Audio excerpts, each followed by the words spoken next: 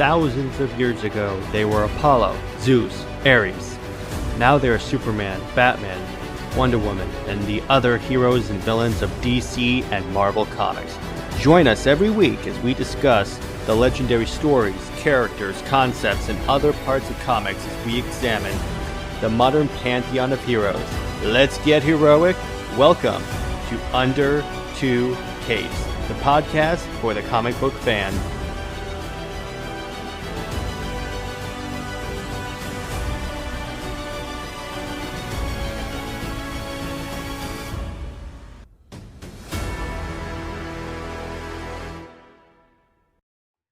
Welcome to Under Two Capes. I'm Jared, and I'm back with Mitch. Mitch, how you doing? I'm doing fantastic, Jared. How are you? I'm doing pretty well. Just still awaiting grades for two of my classes. So you and me both. I'm like, come on, give it to me. I need to know this. There's 2 days left, I think, that they can put them in, so I'm waiting. I know. We'll see. Of the grades that I got, I'm pretty happy. But I'm like, come on, give me the rest of them so I can have a little peace of mind here. Exactly. I want to know. I got to know. Just why do they take their sweet time? Why do they take their sweet time is what I want to know. I mean, how many professors actually read this stuff? Who knows? I don't think any of them actually read it. It's just like, did they like you in class? Did you talk? Fantastic. Yeah, exactly. All right. So anyway, tonight's topic of the episode, Mitch and I are just going to talk about our favorite comic book series because, see, what happened was I had a guest lined up and the guest fell through. So I was like, well, screw it. I'll see if Mitch wants to hop on. He happened to be free. So I was like, all right. Yes, sir. And good. All right. So what I realized last week is normally when I have a new guest, I ask them a couple of questions, a couple of icebreaker questions, and I forgot to ask them to you. So we're going to do it right now. Works for me. All right. How did you get into comics? Okay. So to make a long story short, my old man, my father, I call him my old man, he's 60s now, and he was into comics in the 70s and 80s. You know, but he's not like a traditional comic book nerd. He's just comic nerd, but he's not like someone you'd think is into it. But I grew up, every time we had a hurricane, because Florida man, he'd bring the comics down from the attic just in case. So I grew up, every time there's a hurricane, the 8 to 10 boxes of classic 70s and 80s comic books. Yeah, I granted they're not in the best condition, but they're still eminently readable. They're in really pretty good shape for that long because he just kept them all. I got like National Lampoon. I got the original Spider-Mans. I got original Batmans. Yeah. I had like a second edition Killing Joke at one point. And just like, geez, really? Yeah, exactly. Yeah, yes. All these comics, and he'd bring them down, and he'd okay, you get this box. Just read whatever you want in this box. You know, don't read the National Enquirers. Exactly. But read any comic book you want. So I grew up, anytime there's a hurricane, I'd be reading comic books, and eventually would watch. I grew up a little bit more. Would watch like Batman the Animated Series. Would watch Toonami together. Like, and he's still. I'll go visit family, and he'll be watching Dragon Ball Z on Toonami, and it's just like it's the funniest thing. He's like he loves it, and it's that's awesome. Yeah. Oh yeah. He's pretty great. My old man's pretty great. So yeah. But yeah. So he's the one who got me to comic books. A lot of superhero stuff, a lot of the classics. I kind of gravitated towards 2000 AD a lot with like Judge Dredd and some of the more weirder series. Man. Mm-hmm. But like Dynamo Joe, the series you've probably never heard of, which is like a knockoff Gundam. Oh, really? But, yeah, it was like an American Gundam. It was the weirdest thing, and I love it. And it's in a box somewhere, and it still holds a very special place in my heart for being like an 80s Gundam knockoff with like 80s proportions. We're all really big. One of them has no face. Then suddenly halfway through the series, it's like, hey, it pulls better with a face. It has a face now. It's the weirdest thing. I love it. So anyways, yes, my old man, he's the one who got me into it. That's great. Me personally, the way it worked for me is because growing up, I spent a lot of time actually in the hospital. So I remember this one day, I had an IV in my arm for like 6 hours. This was me as an 11-year-old kid. So obviously I wasn't in the best spirits.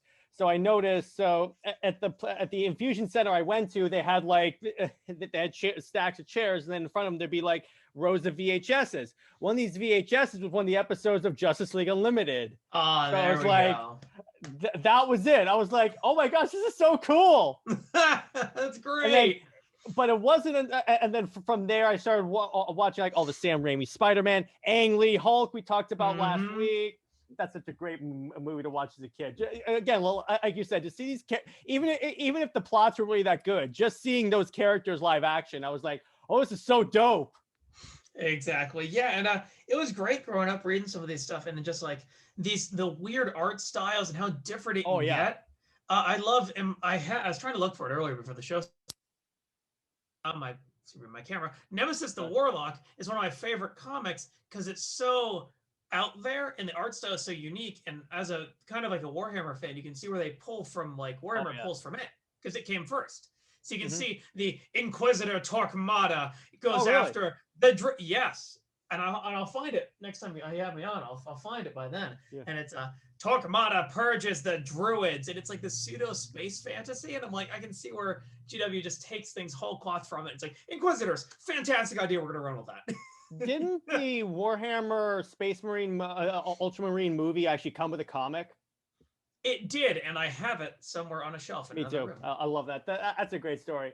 So anyway, I didn't really get into the comic books themselves until like 2013. So I'm a relatively recent addition to the comic book culture because I was bored. So generally, I started taking like comic book drawing classes at my local art school. And then I was like, I might as well see what all this stuff is about, see if I can get some inspiration. And I always caught up on, I always kept abreast of all this stuff by like following all the comic book news sites. So I knew about like the Superman Wonder Woman relationship and all that stuff. So, and then I started reading the books and I was like, oh, this is so great. There you go. I was more into DC really majorly because I had that early exposure to the Justice League show in the hospital. So I had that previous positive experience. I still like Marvel because I grew up on the Marvel movies because from what I saw growing up, I hadn't seen like the Batman movies or the Christopher Reeve Superman movies yet. You're better off that way. Yeah, I still watch those, but let me put it this way. I'm still confused about the Bat credit card. That still baffles my mind. All right. Next question: DC or Marvel, and why? 2000 AD. But if I had to pick between the two, it's unique because a lot of my favorite comic books growing up were from both, but I think the one that sticks out in my mind the most, I'm gonna have to go DC because one of my favorite comic books growing up was Batman versus Predator. Yeah, you mentioned that. And I have that somewhere in a box, and it's still watching Alfred get like a blunderbuss off the wall and like blow away the Predator with a blunderbuss is still one of the best things I've ever seen in my life. It's just ironically, the best Alfred scene ever of all time in a Batman comic is not in continuity. So it's like exactly, it's great. I love it. So that is just so Alfred. Boom! Just blows him away, and that's a great comic, and that has always kind of stuck with me for like that's pretty awesome. Favorite DC characters? Like top 5. I like the Question. Okay, he's cool. He's cool. I like that, like the faceless aspect. Dr. Fate always had a really unique design to me. Oh yeah, that's great. With like the gold and the magic, and that how magic interacts with like the regular DC universe was kind of neat. I think DC more so than Marvel does a lot more with the magic. Yeah, it's like this interacts and it can hurt Superman because it's different, and like that whole thing was kind of a neat dichotomy. I like Superman because he's a big Boy Scout, and as dumb as that is, or like as rote as it is now, I like the idea of it because still being the nice guy in a universe full of just people who are terrible is great. I love that. And of course, everyone loves Batman, and Batman's great. And I like when they take him in different ways. Like I liked Batman White Knight, the first 10, 12 issues was really good. I like that a lot. And I like Deathstroke. I know he's not a hero. Oh, I love Deathstroke. Oh, jeez, yes. But when I played Injustice a lot, he was like my main. Oh, and he was just so snarky, and the mask. I watched a lot of Teen Titans growing up. So Slade, like villain. Slade, yeah, it was great. It was great. I loved it. Loved the mask. Loved his design. It's fantastic. They called him Slade because on a kid's cartoon, they didn't want to have the bad guys being named Deathstroke. Can't say death in a kid's cartoon. Sure we can. It's DC. I'm pretty sure we can say it in DC. Now, but yeah. All right. And now top 5 Marvel characters. Oh, okay. All right. Marvel is unique. I'll be the contentious one and said I never really liked Spider-Man. Really? I never liked him. Don't let Lad hear that. He loves Spider-Man. I don't hate Spider-Man. Mhm. I don't. I think other Marvel characters, and I get they came after, so they kind of I can get why they do certain aspects of his character better, and he's like this everyman, and I don't Mhm. hate him. I just I like some of the villains in Spider-Man. I like Carnage a lot because he's a neat, like kind Oh, of like Carnage is just super dope. wildly evil character that's just like unashamed about it. That's usually kind of a Yeah. DC thing almost. It's cool to see him just Mhm. be, I'm evil. Well, I'm now gonna kill people. It's like, all right. I'm like, I it's think kind of Carnage is about the closest that Marvel can get to the Joker a little bit in terms of the love of chaos and stuff. like that. What else? Let me try to think. I do like Iron Man. I like War Oh, of Machine. course. Those War two kind Machine's of dope. together. If you want to count them as together, they're different, but I'll count as one. I'll count as okay, one. yeah, they were great. I liked the Iron Man, the run where he had the silver armor and he was a total unashamed and unrepentant terrible person. Where it's Oh like, I'll cure yeah. your cancer, but it costs you $2,000 a day for the rest of your life. Oh yeah, I remember That that run one. was so neat. I'm just like, this is great. It's so different. It's great. It's like called like Superior Iron Yeah, Man or yeah, something like Superior that. Iron Yeah. Man. Yeah, Yeah. that was a fun run just because it was, and it got stupid near the end. It's like, oh, it's a clone, and and like, no, just let Iron Man be bad for a change. It's fun. They really Uh, have to stop with the cloning thing. It gets annoying after a it while. does, it does. I like Doctor Doom. Doctor Doom is pretty dope. He Yeah. can be, and they take him in really weird directions sometimes because he has range, and I like where to see where at what point he's practically a god, and he's like, I found it beneath me to be a Mhm. god, and he's like, I'm like, that is a writing thing, so you could like depower him, but that's still a pretty cool way of like saying, I don't want to be a god. It's too much work. I don't like it. I want to Yeah, go back to exactly. ruin my country. And I'm like, okay, fair enough, Doom, fair enough. Doom is the character that Lad and I think will be the next big bad of the MCU I could see that actually. because You they're know that introducing the Fantastic Four. they bring them back into the fold, and then they bring in. That's a very good point. And then Because what look else? this way, after Thanos, besides Galactus, who else could stand like on that level? Uh, and as far as one more character that's like a hero, Captain America wasn't bad, but I never like liked him. Like he wasn't like yeah, Captain America. He's a cool character. I'm like he's cool. America. He's a big shield. He throws it. Whatever. Yeah. But yeah, Marvel was never my cup of tea. I think my father collected a lot of DC more often than Marvel, I think. So it's like it's whatever I raised on whatever was in the boxes that I was reading. So Exactly. like I think can I put my in Spawn for my number 5 Marvel? all right, that works. I'll allow that. I'll allow that. It's a multiverse. I'll allow that. There we go. We're in. Woo! There you go. I think the reason why I like DC more than Marvel, besides the whole positive experience when I was a kid, is because growing up, I was a big fan of reading about Greek myth. And to tell you the truth, the DC characters are a little more to that myth level because, let me put it this way, their headquarters is a satellite in freaking space.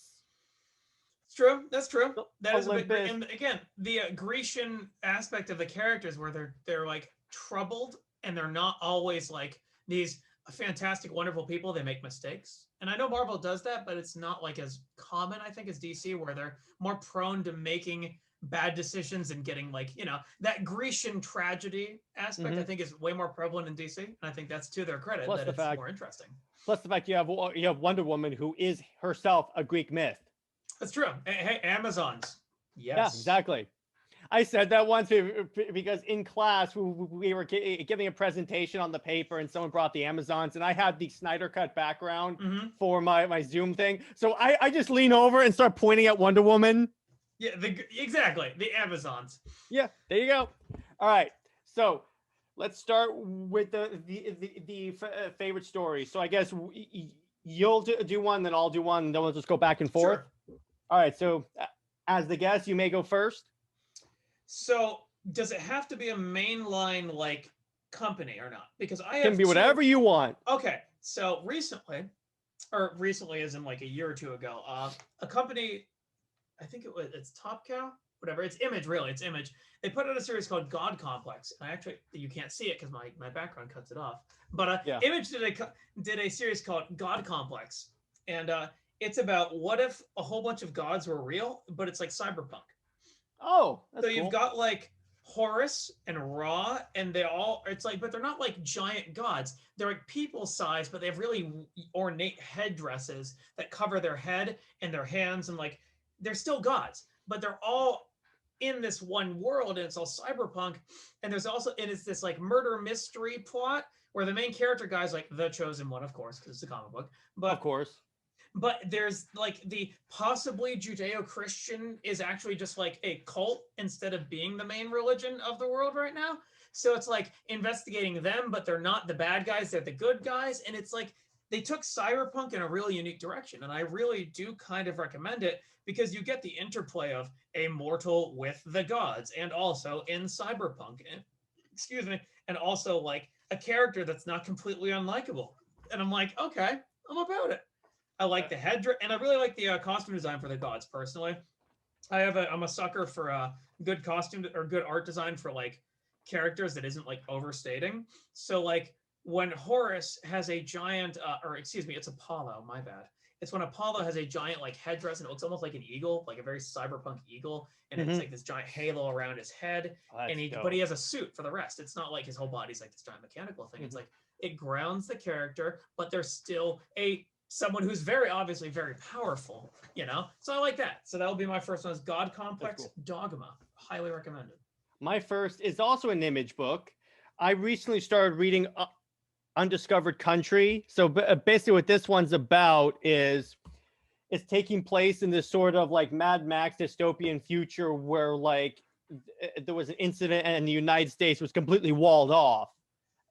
Okay. And at one point, and inside the United States, it is like actually like Mad Max, like that level of lawlessness and craziness. And then these scientists start hearing a signal because no one has heard a communication signal from within the United States in like years and years and years.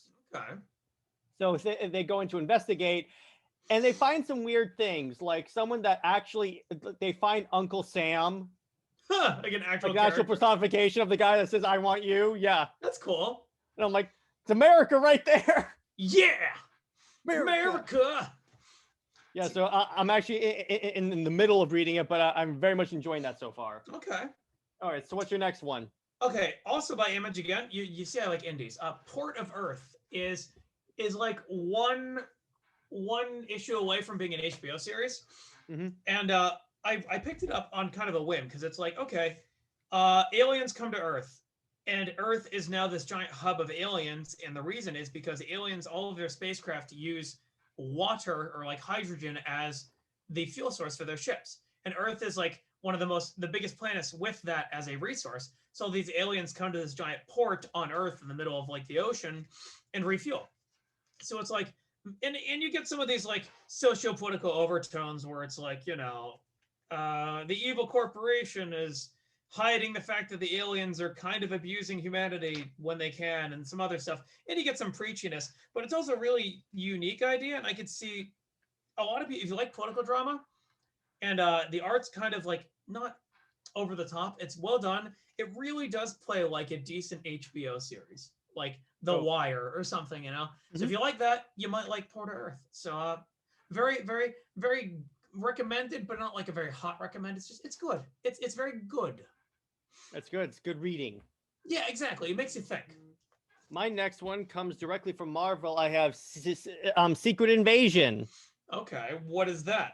All right, so this is the class. So this is taking place after the event Civil War, and what this is that there's this alien race called the Skrull, and they're like longtime Fantastic Four villains. So the idea is they have strategically infiltrated like every part of society because they shapeshift. So they can be anyone they want. So what you find out is that they have, like, for instance, kidnapped and swapped like a bunch of the superheroes, like, let's see, Iron Man, Maria Hill, Dum Dum Dugan. They abduct people, and then they assume their identity. Do they kill them, or do they just keep them captured, like the heroes? Keep them captured. Keep them captured. Okay, so I can see like mirror matches of Iron Man versus Iron Man sort of thing. Okay, kind of, and that actually happens at some point. the Avengers show up in this. So they're trying to trace a Skrull ship, and they land in like the jungle, and then the Skrull ship opens up, and it's the Skrull Avengers. Except here's the thing: first, they're disguised as the Avengers, but in their classic outfits, like Spider-Man when he first showed up in comics, like with the web wings and all that. Okay, that's cool though. Yeah, it's super dope. I can see that being really fun. You have normal Clinton Barton Hawkeye versus Clinton Barton when he became Ronin. I like it. I like it. Yeah, it's really, really dope. And this leads into like a lot. It leads into sort of a little bit of politics, because Tony Stark at this point was the director of S.H.I.E.L.D., and the whole world blames him for like the Skrull invasion because you're the director of S.H.I.E.L.D. You should know this. Yeah, of course. So it leads to him being fired, S.H.I.E.L.D. being disbanded, and then Norman Osborn being put in charge of national security. In no way can I see this backfire. No. Yeah, and trust me, one of my other favorite stories, it backfires bigly. Gee, there's a shock. Yeah. All right, so what's your next one? Okay, so my next one is going to be a oldie. It's by First Publishing. It's called Demon Knight, which you can't. Okay, kind of. It's there we go. Okay, I see it. There you go. Yeah, it's not. Okay, it's not really Demon Knight. If it is, it's Grimjack. It is Grimjack, but it's like his origin story, so to speak. And he's like a traveling sort of fantasy gunslinger in like a pseudo weird future / fantasy / it's the 90s, like late 80s, early 90s. So he's a punished character. So his wife is, my wife is dead. And, yeah, of course. And very sad. And there's a war between humans and demons. But yeah, so it's just this classic series of like, man, I used to be happy once, but then I realized the wizard that had hired me to be the hero needs me to go back and remember that I was actually a punished character. So he leaves his girlfriend and goes to fight demons, and he's got a pretty awesome like again, it's gory. Let's see if I can you see this? Can you see? You can't see that. Kind of, yeah. It's fine. Anyways, I'll show it to you. I'll link it later. It's very gory, it's very violent, and he's like a gunslinger, but he's also like a swordsman, and it's all very 90s. And he finds out that like his wife and this whole town was betrayed to the demons by this one human guy, and he comes back, and it's like almost like pseudo old western, because he rides into town and pretty much hangs the sheriff, or gets the mob to like lynch the sheriff that had betrayed everyone and to the demons. And it's this weird mix of like fantasy and sci-fi and western, and it's bizarre, and I love every second of it. It's so late 80s, it hurts. That's dope. Of course, late 80s. That's all you have to say. Oh, it's bizarre. The art's weird. The front cover is just him standing with demons and his gun, and his like he has like a cutlass, not even a sword, an actual cutlass. Oh, that's and he has dope. Smoking a cigarette, big red scarf, giant purple, bright, like gaudy purple trench coat. So yeah, of course. Call me a mercenary, call me an assassin, call me a villain. I'm all that and more. So there we go. That's Grimjack. Recommended. My next one comes from DC, Dark Knight Returns by Frank Miller. Mm-hmm. This book establishes the old precedent that Batman and Superman, when they first meet, will fight. This is also kind of the basis behind Batman v Superman, in that Batman and Superman have this awesome fight with Batman in armor. Of course, also Green Arrow plays a role in that, but he wasn't in the DCEU yet, so they couldn't exactly use him for the movie. I wish he were. That'd be so great. This is where you establish Batman has like a giant tank that's the Batmobile. He like lights up people, and he's like, surrender or be destroyed. Surrender or die. It's like, all right, say no more, Bat. Yep. This Batman legit kills. Yeah, and I like that, that it's like, yeah, not afraid to get a little dirty and be honest about the fact that they're not going to go to sleep very kindly on the ground. They're going to suffer like massive spinal abrasions. Just like exactly. Possibly never walk again. It's like, all right, cool. Yeah, I know. It's like when people were watching BVS are like, Batman doesn't kill. And I'm like, I beg to differ. I think they wish they were dead after Batman interacted with them. Like, put it this way, if you look at the old, first off, the first iteration of Batman, like in the 30s, he had a gun strapped to his side. And second There off, we go. there Batman were don't times play. there were times where he would fly a helicopter around people and just drive by and fly by, shoot people. That's great. Okay, it's like let's lean into the shadow, where like Batman's like not based off of, but he comes from that pulpy. The shadow knows I'm a vigilante that kills people, and it's like Batman just kind of almost grows out of the shadow, and it's fantastic to see where he like differentiates between like I'm not killing people, I'm Batman, versus the shadow like, hey, I'm a rich millionaire that kills criminals, bang bang. Exactly. We have the classic panel of Batman and Superman fighting. Oh, that is the classic, punching the crap out of him. And then we have the most fantastic monologue ever, where Batman goes, I want you to remember, Clark, in all the years to come, in your most private moments, I want you to remember my hand at your throat.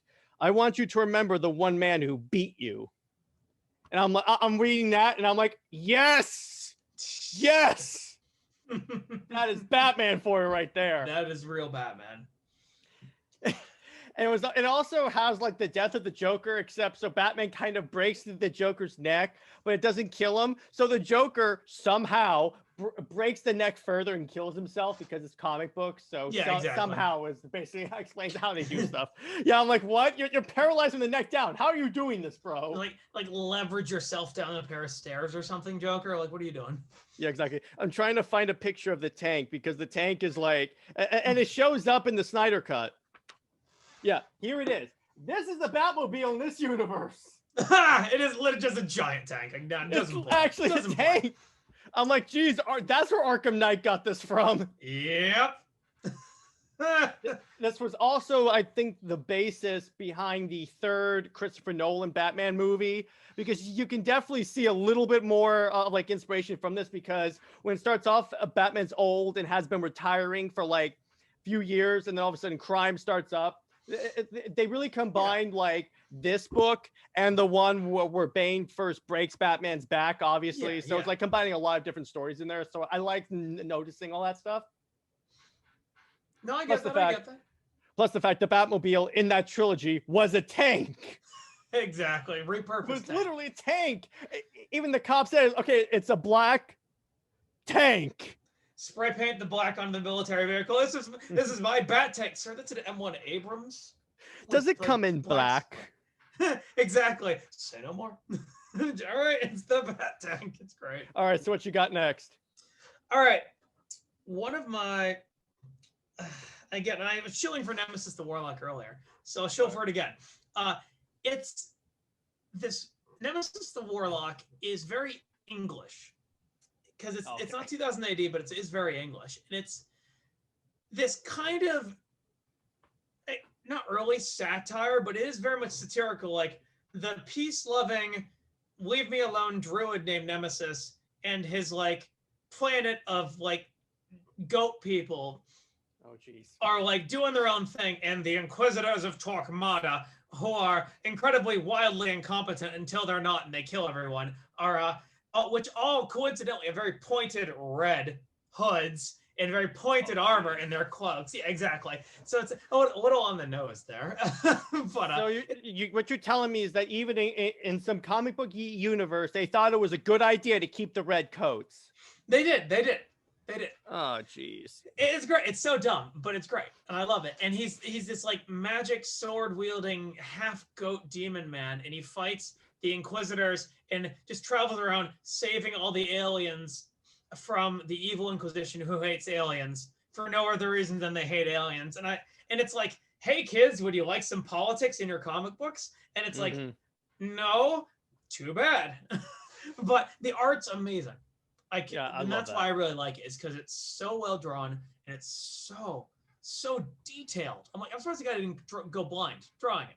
So I like it for the art and for the really kind of unique world building and very, very heavy metal, and not just like the genre of music. It looks like heavy metal, like the magazine. It's very well done, but bear in mind it is a product of like the 80s, so you're gonna get that preachiness in there. So if you can overlook that, it's a lot of fun. It's really neat looking, really kind of unique ideas. I couldn't find where I put it, but once I find it next time, I will show for it then because it is still really neat. All right.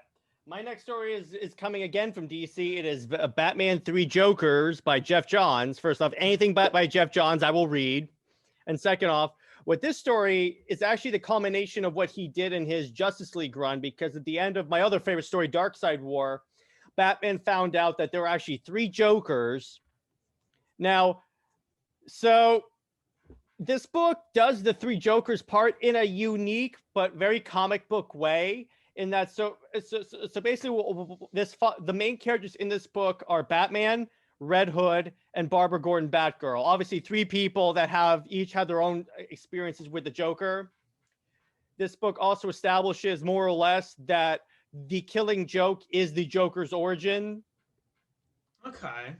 And it shows how all 3 of them were like dealing with the trauma. Like Red Hood is still dealing with like dying and coming back. The life. Whole dying thing. The whole dying thing. Yeah, exactly. So what they find out is, so throughout the story, there are these news reports that all these people keep ending up dead. And then when they find them, their skin is bleached white. They have red lips and a smile like the Joker. Yeah. So what they establish is that there are 3 Joker characters. There's the mastermind, who is, I think he's called the mastermind. He's the Joker from like when Joker first showed up in Batman comics. Think about that one. You have the I think it's called the comedian. You have, I'm bringing up my notes from when this story was announced so I can pull that up. It would be, let me see, what's my fandom stuff. All right, so it is the point is that there are 3 Jokers, and then you have the Killing Joke Joker. Okay. And he shows up. He's in his Hawaiian shirt and with the camera. It's so great. Then what they establish is that so these Jokers are trying to create the ultimate Joker to be the sole focus of Batman, because the Joker wants to be the one that Batman has all of his attention on. So at first they think, let's turn Red Hood into a Joker. Huh. But they discover he's not committed enough. So, and you may ask, how are they going to turn someone into the Joker? Well, somehow they recreate the exact chemical mixture that the Joker fell in, and somehow that turns people into Jokers when you throw them in there. Joker juice. That's why I said it's very comic book. So yeah. they finally settle as their candidate. They want to turn Joe Chill into a Joker, because they figure, who is Batman going to focus all of his attention on if he turns into a Joker? Yeah, okay, I get where you're going. All right. And they have this great scene where so Batman, Barbara Gordon, and Red Hood show up to go stop these 3 Jokers, and then the main Joker is playing a videotape of when he interrogated Joe Chill, and he goes, "Why did you kill Martha and Thomas Wayne?" And then Joe Chill says, "Well, first I was desperate and they had money. I didn't know their kid was with them." And then he keeps saying, and it's established ever since he got thrown in prison, he has been majorly penitent. Yeah. And it turns out Batman has to save Joe Chill. Okay. Twice. And as it turns out, so Joe Chill dies and Batman finally has that closure and he actually forgives Joe Chill. Okay. Well, that's good. That's an actual character arc. Something changes. That's good. I like that. Yeah, because with Batman, everything kind of stays consistent, kind of. It's like Batman is suspicious of everyone. He has plans to kill every member of the Justice League. Tower of Babel is a fantastic story. But yeah, I liked it because it also expanded a little more on how crazy the Joker is. And I liked how they used like the trichotomy, I guess, of like the 3 characters of like Batman, Barbara Gordon, and Batgirl. Batman, Red Hood, and Batgirl, and the 3 Jokers who tormented them. Yeah, it's almost like a proto-multiverse story sort of thing. Kind of. That's so. This story came out like 3 or 4 years after it was teased in Darkseid War because it kept getting delayed. So the whole time people are like, "Oh, it's gonna be the multiverse. So we're gonna have all these different versions of Jokers." Nah, it's just Joker juice, essentially. Just chemicals. Don't worry about it. All right. So what's your next one?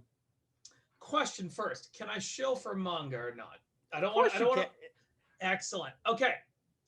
One of my favorite series that I've ever read is called Dorohedoro.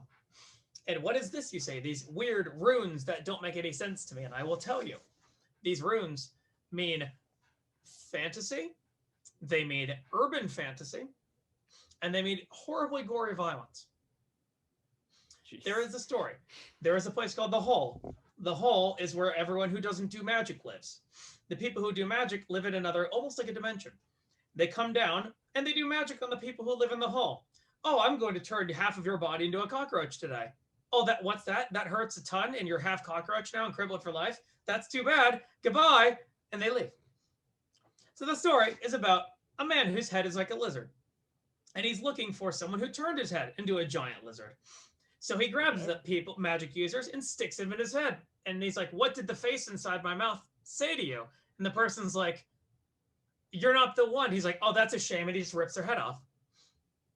And it's this like half slice of life comedy where like they do an entire arc where they play baseball, American baseball, with like one of their characters is a giant cockroach in like baseball outfit and they're playing baseball. Like, fair enough. He's one of their friends. Cool. Whatever. The other half is like a mystery of who is this main character? How did he become half a lizard? Who's performing magic on people? What? And it's this wild ride through like incredibly detailed, gory violence with magic and not magic and demons and monsters. And you want incredibly good art and main characters who are nuanced and also enemies who are as interesting and nuanced or antagonists as the main characters. Because half the time you're with the antagonist. So you've got this dude who was abused as a child. Now he uses his magic against people who like are kind of worse than he is. And he looks like this bad guy, but he's really not that bad. He's not like a terrible person. His partner, this giant muscly bound chick who is great. I love her, my heart. She's great and she's super strong and like can use magic too. And they're the antagonists, but they're not like bad. They're not inherently bad people. So I'll show Dorohedoro, great series, really gory violence, kind of grimy, really captures that grime and urban decay feeling of like a setting. Like the guy I was talking about who's abused and he's a magic user, he uses hammers as his weapon. And I'm just going to leave that up to you. If you've ever seen The Raid, the movie The Raid 1 or 2, then you know what happens when he hits him with a ball peen hammer, okay? So he does that with magic to make it so that people don't die. That is his magic. So the first chapter you see him and his partner are killing some other like magic users, and he has to like bring this guy's head and his spine to his boss, and they're walking down a hallway, and the garbage bag, the head and the spine, and breaks, and it falls all over the ground, and he's like, well, he turns his partner, why didn't you buy the garbage bags I told you to buy that are like extra strength? And it's such like a nonchalant conversation about garbage bag strength when this dude's head and spine that are still alive just fell out of the bag. And it's just, it's that kind of like the comparison between like normal conversation, incredibly not normal situation they're in. They're just exactly. Like, why didn't you buy the extra strength hefty? It's like, I told you we need the hefty for his brain and spine. You know? And it's great. It is. And the art's really good. And it doesn't try to patronize you. I think it's even a female artist of all things. And they almost, which is pretty cool, you know, now at these day and age. And it doesn't preach to you. And it's just really well done. And it's a pretty good story. And it's actually completed now. So if you want to read it from beginning to end, you can do that. Dope, I'll check that out. Dorohedoro, go check it out. All right. My next one is, all right, so it's a Marvel book. I got to go with Squadron Supreme. Now, all right, so Squadron Supreme are basically Marvel's version of the Justice League. Like, legitimately Marvel's ripped off version of the Justice League, like severely ripped off. Like, they have Hyperion, who's basically their version of Superman, has all the powers of Superman without the kryptonite weakness. Not Superman. The sole survivor of a planet that blew up. Except instead of a reporter, he's a trucker. Oh, okay. You have Power Princess, who looks exactly like Wonder Woman, and is like, she comes from an island called Utopia Isles, only warrior women. Is this from the 80s or 90s? It feels like it'd be like a 90s plot. I think it came from like the 80s or so. Yeah, that makes sense.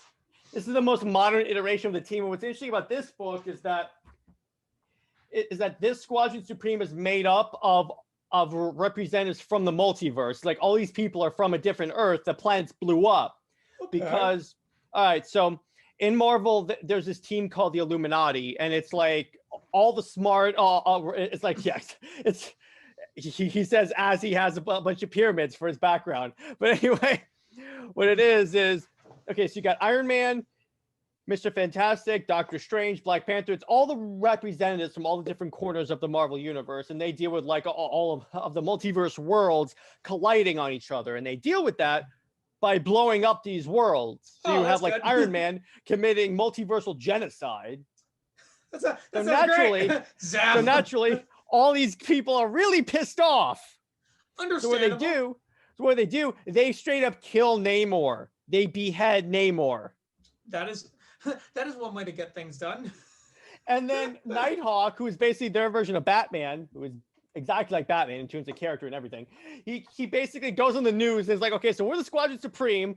We're going to take care of crime by any means necessary. So basically, it's a bunch of superpowered punishers. So it's almost like would you say The Boys comes from this? I would say kind of, except these superheroes aren't necessarily genocidal a-holes. Okay, so but you can see where they might have taken a chunk of those ideas. Okay. Oh yeah, The Boys is fantastic. That show is like top notch. Oh man, but yeah, so it's kind of like that. I mean, let me put it this way: Hyperion, as much as he is like kind of like the Punisher, he's nowhere near Homelander level. That's good. Okay, so he's actually a character. Except it turns out their version of Power Princess is actually evil. She comes from the Squadron Sinister, where she comes from basically the evil version of the Squadron Supreme. And then so the way it works is, so she was leaving her world as it was blowing up after she killed the other members of the squadron because the portal could only handle one person.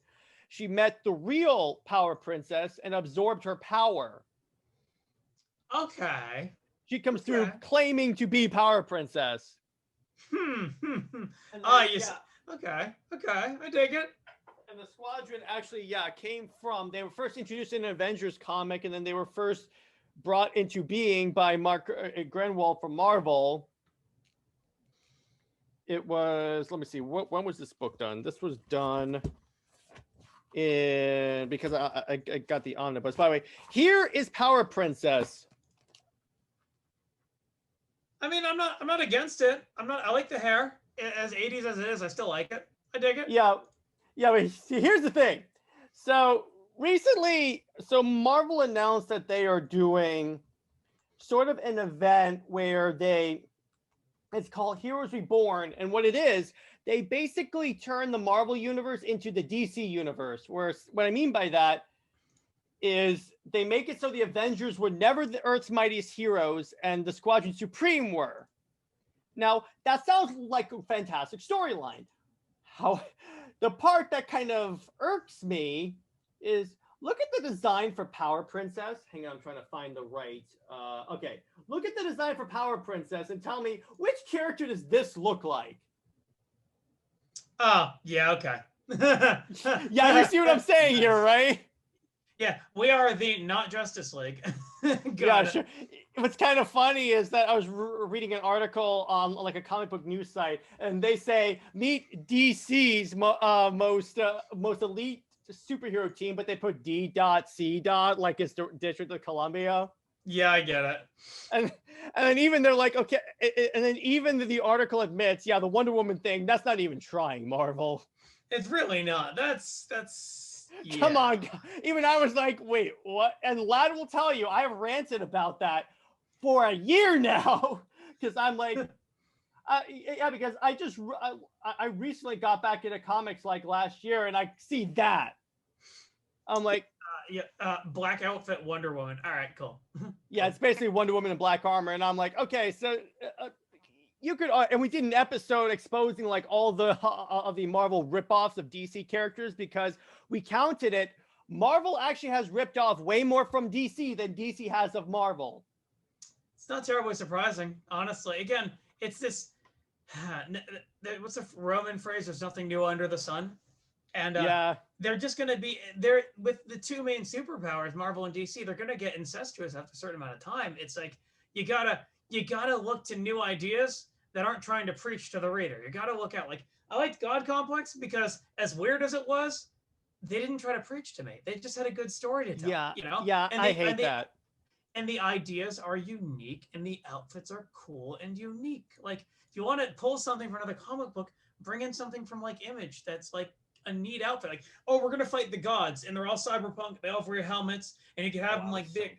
You can have like a pseudo like Iron Man thing, except not Iron Man. Because in this one, Apollo has like, have you if you haven't seen Gundam, there's a concept called funnels where it's like they're like lasers you control with your mind that shoot like, but they're not like lasers per se. They're like like a laser like gun sort of thing that you can use with your mind and it flies around.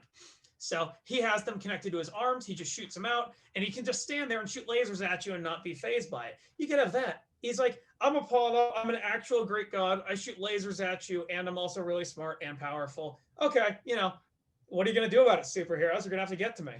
It's this, right? Funnels. That is a funnel. Those are new Gundam. Fantastic. If you like Gundam, also really cool idea. I could go into depth on Gundam, one of my favorite series growing up. Not the time for that. But those are all controlled by the pilot's mind. That's dope. Yes, and they shoot lasers, and that is what a funnel is. So imagine like your cyberpunk god just like floating over a city. He just shoots out 15 funnels. Say, all right, Superman, come get me. Yeah, exactly. All of them firing kryptonite. Let's go, bro. And he just sits there, and that's the thing is that you'd lean into the godlike intellect where it's like, okay, I don't want to fight you. You don't want to fight me. And I'll almost kill you. You might almost kill me. We're both almost invincible.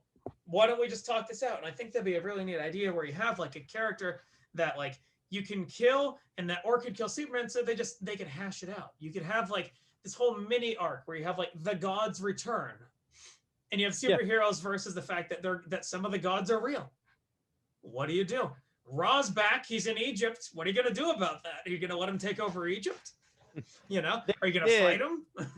Speaking of unique interpretations of gods, in like the new 52 version of Wonder Woman, that's where they established that like she was like the daughter of Zeus. And they had like unique like visualizations of the gods. Like Hades was like a child with like a candle head.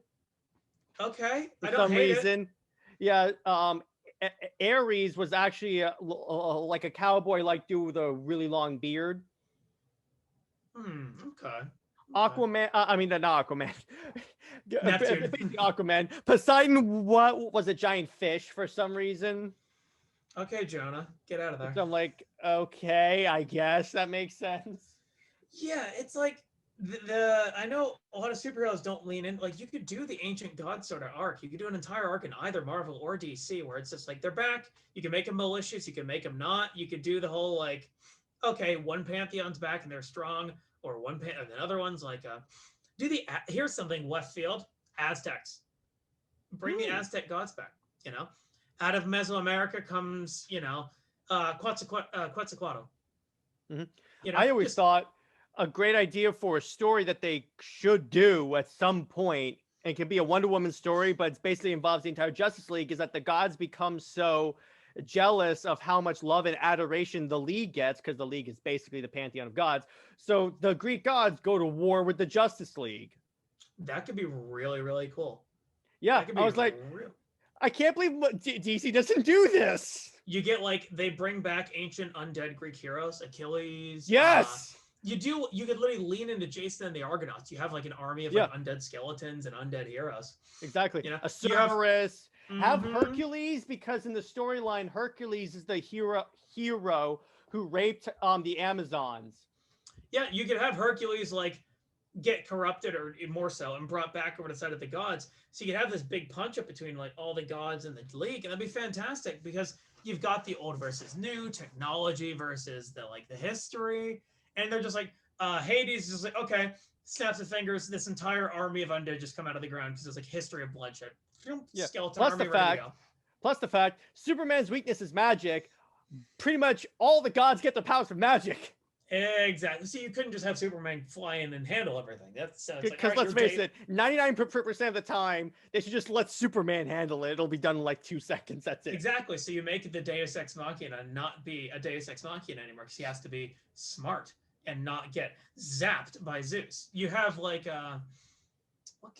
wouldn't it be good to have like an armored Superman? Actually, have like a Superman who has to like protect himself from like actual They Greek had hoplite an armor. armored Superman design in Superman Unchained. I'm gonna pull that up.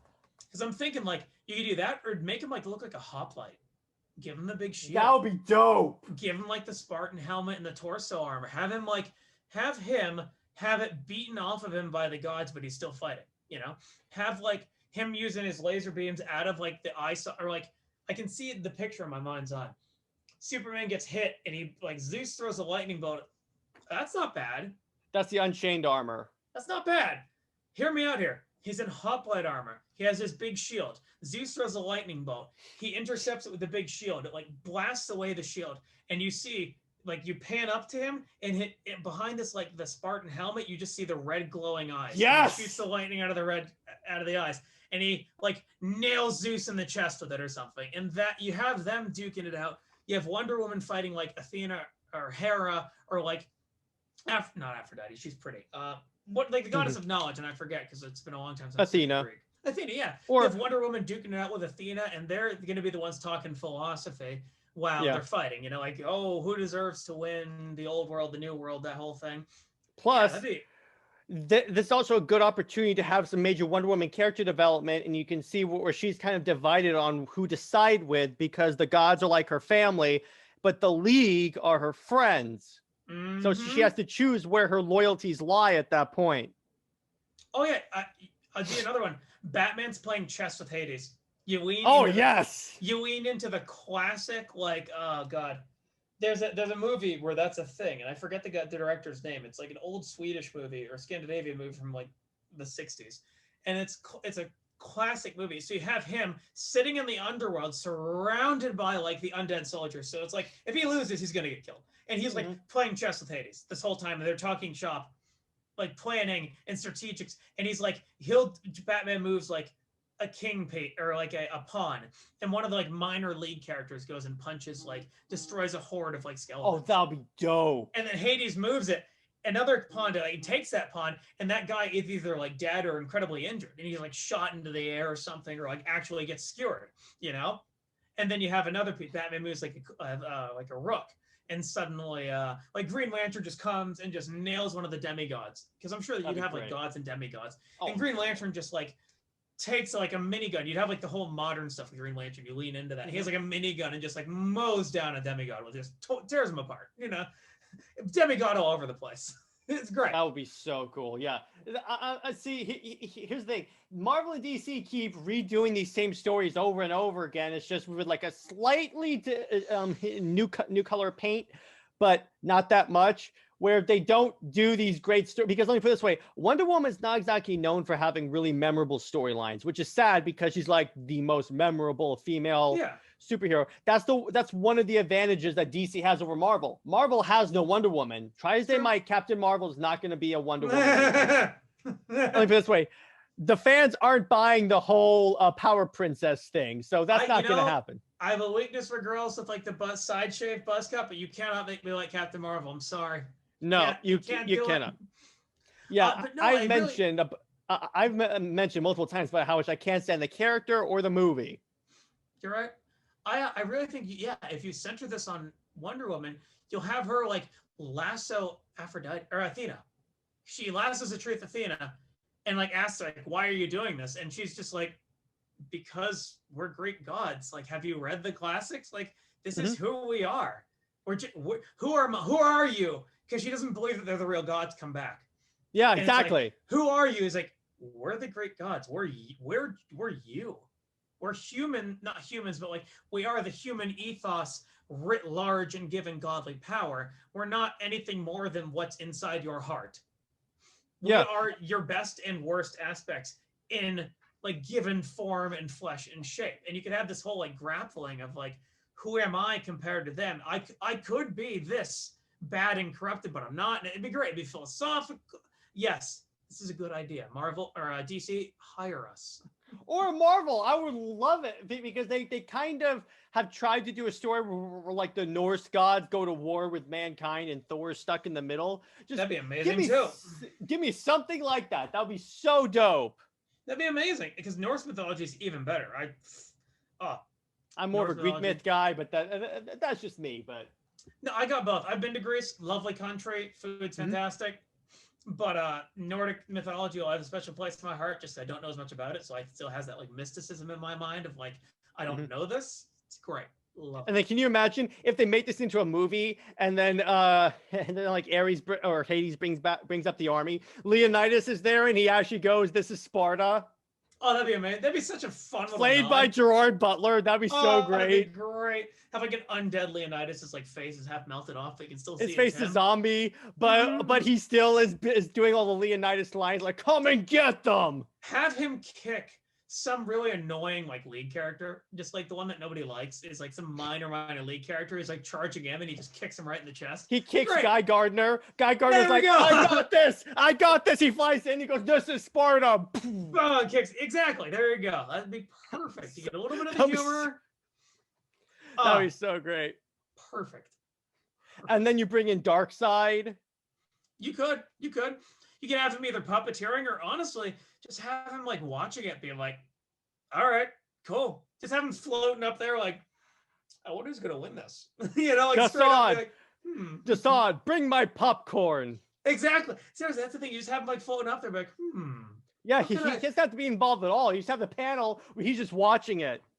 have you ever driven by a house fire and wondered how can this benefit me? Yeah, it's great. Except right. you have him sitting up there. Back to the topic of this episode. What's your next story? Well, you know, I've been looking at the Halo posters behind you, and I'm like, and I thought to myself when I was looking through my comic books, a fantastic compilation of comics, the Halo comics that you could get as a graphic novel, and I think I have those. Yeah, those are great. Yeah, it's like the hardback Yeah. Halo comics, and you want to talk about really underrated, really well done. Oh comics? yes. Captain Johnson versus like the Flood from Halo 1 as a comic book. The He was a man, sergeant, the myth, but the okay, I'll Sergeant, take that. sorry, it's been a lot of years. Sergeant Johnson, the man, the myth, the legend, fighting Flood. And like, it's visceral, it's dirty, it's scary because he's just a guy and you don't really know he's immune to the Flood because he hasn't had his book Contact Harvest where he's immune to Flood now. Like, this is before you know all this. So he's like, I remember distinctly there's a panel of him firing a magnum at like one of the little like bursty tiny Flood and it explodes. But it's like, yeah, and it shows how powerful the magnum is, which is a la Halo 1. The thing is a cannon. It's in Halo 1, so there you go. Exactly. You don't play with that magnum. And it's great and it's perfect and it fits right into the universe. And I'm like, of that graphic novel, my favorite story in that graphic novel is the one that's told solely from the perspective of the elite special ops commander when they go into that ship to like purge it of Flood. With the elites, right? Yeah, you see how like Half-Jaw lost a few of his mandibles. Yes, sir. That was just so great. They go to energy swords, and I'm like, yes, this is so badass. This is great. I remember playing through a Halo 2 on Legendary again on Master Chief Collection. Oh, jeez. They're just as scary as I remembered them being. They're jeez. Elites My friend and I were playing through Halo 1 on Legendary. That was his first time playing the library. Oh, jeez. This is the no fun allowed level. Yeah, exactly. No. But what we did to breeze through Halo 2 on Legendary, we equipped the Scarab guns and just whenever anything would move, it's like. We Jackal Snipers for the bane of my existence on Legendary. Oh my gosh! Yeah. You want to restart from the checkpoint? Oh, you put your left toe out of cover. Goodbye. Okay. The worst part is that if one of you dies, you're reverting to a checkpoint. Only game they did that in was Halo 2. I haven't played through all. The reason why it's the only game because people complained. It was terrible. It is terrible. Actually, speaking of the Halo comics, I am gonna bring up some of my favorite comics were the Helljumper one about the ODSTs. And I love that one because it kind of showed more of the horror element and like there's that first scene where it shows all the people running and then it sees like this one guy, he died of fright by looking on the computer screen and seeing a Covenant ship. Yep. I will do you one better. As you know, I paint miniatures. Yeah. And this is, you cannot see very well because of the thing, but in front of me, you see is black. That is a tiny ODST. Oh, that's dope. There was, for a brief moment in time, a Halo ground command. There was a 15 millimeter Halo like board game, war game, and Of that? yes, it went defunct because, but the designers and the guy and one of the main art guys who created all the models for the game that they'd then like make molds of and press and create, released them all for free online because the game's dead and he wants to support it. So all of the models for the Halo tabletop game are free online if you can find out where he posted them. So I have, and I just upscaled it. This was originally 15 mil and I made him 28 mil. Original ODST. You've got Marines, you got Halo 3, you got Elites, you got Grunts, you got Engineers. It's like, if you can find that out there, please. Okay, I need a 3D printer. I need a 3D printer. I gotta do this. This would be so dope. It's so much, and I love it. It's an ODST with the SMG. It's right as rain. It's perfect. I love it. What's great is that in the MCC, they added the ability in Firefight to use the battle rifle in ODST, because I was talking to a buddy of mine who's a big Halo fan. We're like, why would you not allow you to use the battle rifle in Halo ODST of all the games? I know, right? And of all the games.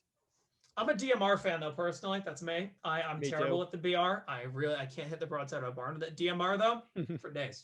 For days. Yeah, I love that. I love that. What's your favorite Halo game? Okay. The game I have the fun is memories for growing up because I'm old. I'm 26, so I grew up with Halo 3 and custom matches in high school with my best friends playing like Destruction Derby, Destruction Eve, Infection, or Jenga. Infection, man. That was my childhood, was Halo 3. But I think the best Halo game is probably Reach. I knew you were gonna say that.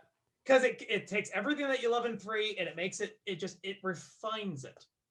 And I just like the DMR better. Your character shows up in the cutscenes too. That's always cool. It was so cool, man. Oh, you're right. Wearing an ODST helmet and Jun's like a torso with like the back thing. Oh, so cool. What I had the Recon helmet because I pre-ordered the game and I had it on fire because I got the Legendary Edition. Then I had Emil's chest that has like all the grenades on it. Oh yeah, there we go. I was like, yes, and the belt that had like all the grenades. Yeah, I think for me it's 3 and Reach as well, just because 3 and Reach are kind of tied for like the best campaign like of all time. Oh my gosh, finish the fight. Yeah, because I started on 3 and then went to 1. So it's kind of funny is that I start on 3 where like the elites are on your side and then you go to 1 and they're shooting at you and I'm like, I thought we were all friends here. Not yet. And then and then when the Flood first show up, and this is my first time fighting the Flood, and the Master Chief goes, worse. And I'm like, what's worse than brutes? And then it's like 5 minutes into an encounter with the Flood. Oh, these are way worse. 4 was a thing that existed. And 4 was not bad. 5, see, I would have enjoyed 5 more if they didn't take out split screen multiplayer. Yeah. I just didn't buy an Xbox One, so I never actually played it. It's an experience. I bought a PS4 for the Blu-ray player in like Persona, but now they're like all on PC, so it's like, okay, never mind. I bought an expensive Blu-ray player. All right. I think my next comic is going to be a Halo comic. It's the Fall of Reach series. That's the adaptation of the novel. Okay. Because I think what that really showed, like, effectively is like the mentality of like, first off, the Spartans. You saw how they all grew up together, that bond that they formed, and you actually felt it when like when the Spartans died. So you're like, oh man, more so a little bit than when I read the novel, because the graphic novel you're actually seeing these people. Yeah, it's not just like a name; it's like a face. Yeah, I'm like, oh man, this sucks, man. That's true. It's true. My next one would have to be, again, I talked about it earlier, Dynamo Joe. It's What If We Take Gundam, which came out in 1979, and this is like mid 80s. So it's like Gundam. It's because it's the same. I wouldn't say it's a Gundam ripoff unless the color scheme wasn't the same. It's silver mecha, like red, bluish head, yellows in there. It's like, let's take some parts of Gundam and then add our own twist to it. Yeah, Dynamo Joe.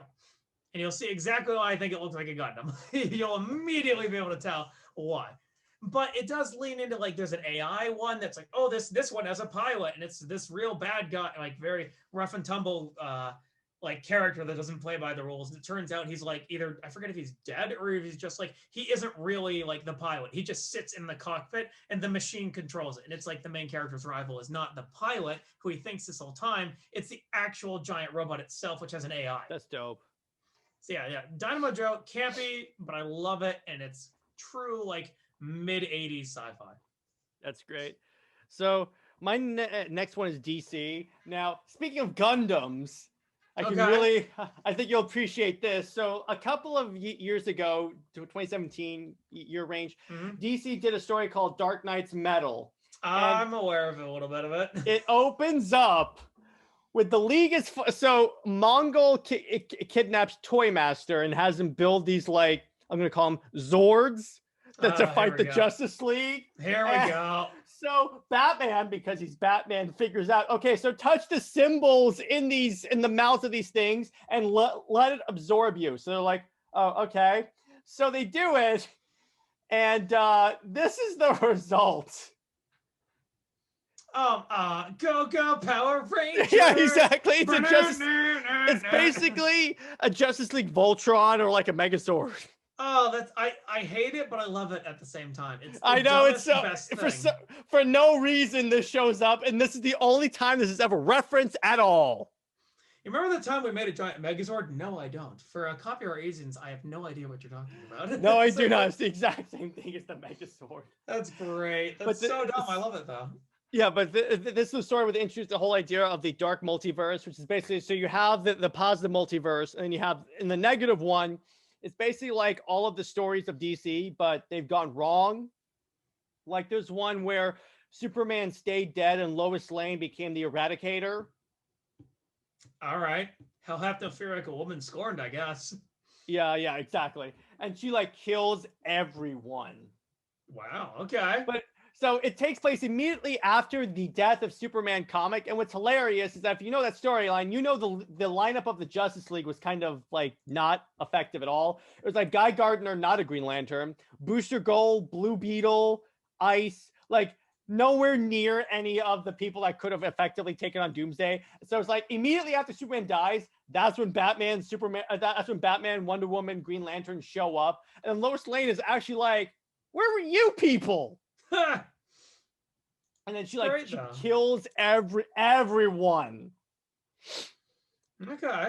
And then so they establish, so there's this being called Barbados, and yes, emphasis on the bat, where so at the end of the storyline Final Crisis, which was the most confusing DC crisis of all time. Is there a non-confusing crisis for them? Exactly. Batman is sent back in time by the Omega beings from Darkseid's eyes, where we all thought he died.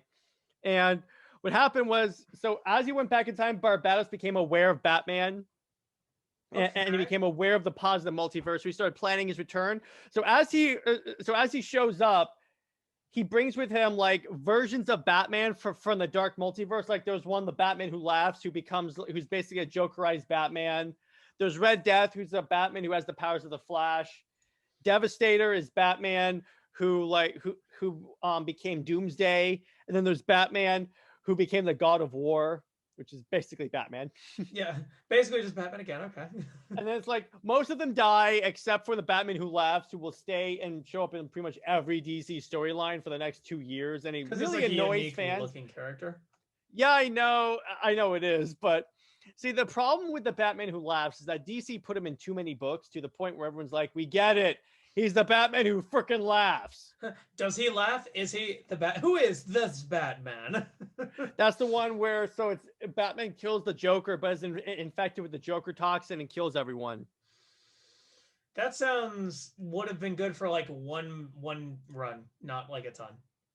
Yeah, because what happened is that so they had Metal, and then immediately they went into a Justice League run where he was basically the main antagonist, where they start talking about, okay, so you know the Source Wall. What that's doing is it's holding back the creator of the multiverse named Perpetua, and she's pissed, and in Metal, they destroy the Source Wall. Which, so the Source Wall, it's kind of been gone back and forth depending on who's writing the story on what's beyond the Source Wall. According to Grant Morrison, who's like very British in his storytelling, it's the Marvel universe. Which I'm like, dude, I appreciate your ingenuity, and I would love to see another DC Marvel crossover, but that ain't happening anytime soon. Yeah, I mean, I'm not against it, but it is a bit on the nose, I suppose. The part that really annoyed me of those of the DC versus Marvel crossovers was the one where Storm beat Wonder Woman. I'm like, what? Would she though? Would she really? No, she would not. Exactly. I'm like, It's because so the hammer of Thor shows up. Wonder Woman takes it up, picks it up, turns into Wonder Woman Thor, and is like, "Now this isn't fair." So she drops the hammer, and then Storm just shocks her 3 times, and that's it. I'm all like, right, cool. what? You're not Superman. You don't have a weakness to magic. Deflect it with your bracelets. What are you doing? Yes. Who voted that Storm beats Wonder Woman? The boardroom where they hashed out who won which fight. That's where No, they decided. it was actually the fans who voted on who won. Really? That's So even I'm like, worse. what fan? Because you realize how fast Wonder Woman is. Exactly. What in the world? I'm like, okay. But anyway, so you had those crossovers. I would love for that to happen. But in this one, it's holding back Perpetua. And it turns out that it would be retconned in the sequel, Dark Knight's Death Metal, that Perpetua was responsible for Crisis on Infinite Earths. Because it was her son, her son's the Anti-Monitor, and she had corrupted him. And that's why he went crazy. And I'm like, okay, I got it. Crisis on Infinite Earth was confusing enough, bro. Honestly, that is a touch on the confusing side, yeah. Yeah, but yeah, it's a pretty dope storyline, and I liked the ingenuity of they took the multiverse and basically created the multiverse. Only it's very horrible. Everything's awful. Oh God, somebody do something. The multiverse. Oh yeah, it's like, oh God. There's one, so they did a Dark Knights, so that they had a series called Tales of the Dark Multiverse, which is basically like showing your favorite DC storylines, but Dark Multiverse spin on them. They had one for Dark Knights Metal. I'm like, the storyline that establishes the Dark Multiverse has its own Dark Multiverse world. How many? What level of irony are you on? Like, yeah, 5. I'm like, I get it. It's like they had like Batman Hush. Teen Titans, the Judas Contract. They had like all the really big storylines like Batman Hush, Batman, the one where Azrael becomes Batman, except he actually like, so what he does is he stays as Batman, and he takes the real Batman prisoner, and every year he shows up and cuts a different part of Batman off to the point where when we see him when the comic takes place, Batman is just a head and a torso. Jeez, okay. Yeah, I'm like, it's so metal. But yeah, so that's basically that storyline. I mean, if you like the whole idea of the DC universe on its head, I mean, in the storyline, so many people throw up this sign. Yeah, metal. Yeah. So I'm like, of course. And then it's one of those storylines where I'm like, okay, I get it, but what were you smoking when you came up with the idea for the storyline? Oh yeah, absolutely. I'm like, 100%. Of course. 100%. All right, so what's your next book? Gonna make me think because I haven't read a lot of comics in a long time. Like, okay, I did read one. It was the Warhammer Deathwatch comic book, and it was a thing that existed and was a crossover. And I didn't hate it. Was it good? And I didn't love it. It was. See, this is a multi-level one because I play Deathwatch as a faction in Warhammer 40,000 on the tabletop for the viewers at home. I play them. And so to see like a small group of specialists go up and be ostensibly have their arms torn off repeatedly, and I do mean that somewhat literally and somewhat figuratively. Like one guy, the main character does lose like his arm, which has a shield on it, which kind of defeats the point of having a shield if you still get your arm torn off. I know. Yeah. So I question the writers there. It wasn't bad, but and on a side note, they've done like 3 or 4 Warhammer crossovers with, I think, Marvel that does it.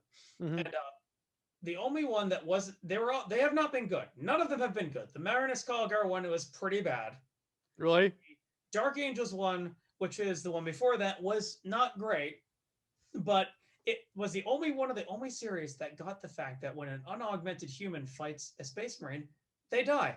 And they die quickly and horribly and with high explosives. So it's like this Inquisitor and her like retinue are like the main characters. They're all very unique, well designed. They're all like the main character guys. And any other comic, they're gonna survive everything. And this one, they're like, all right, we're gonna like one guy is the old man, understands what fighting a space marine is like, and he's terrified. And everyone else is like, nah, we're gonna fight him. We're gonna be fine.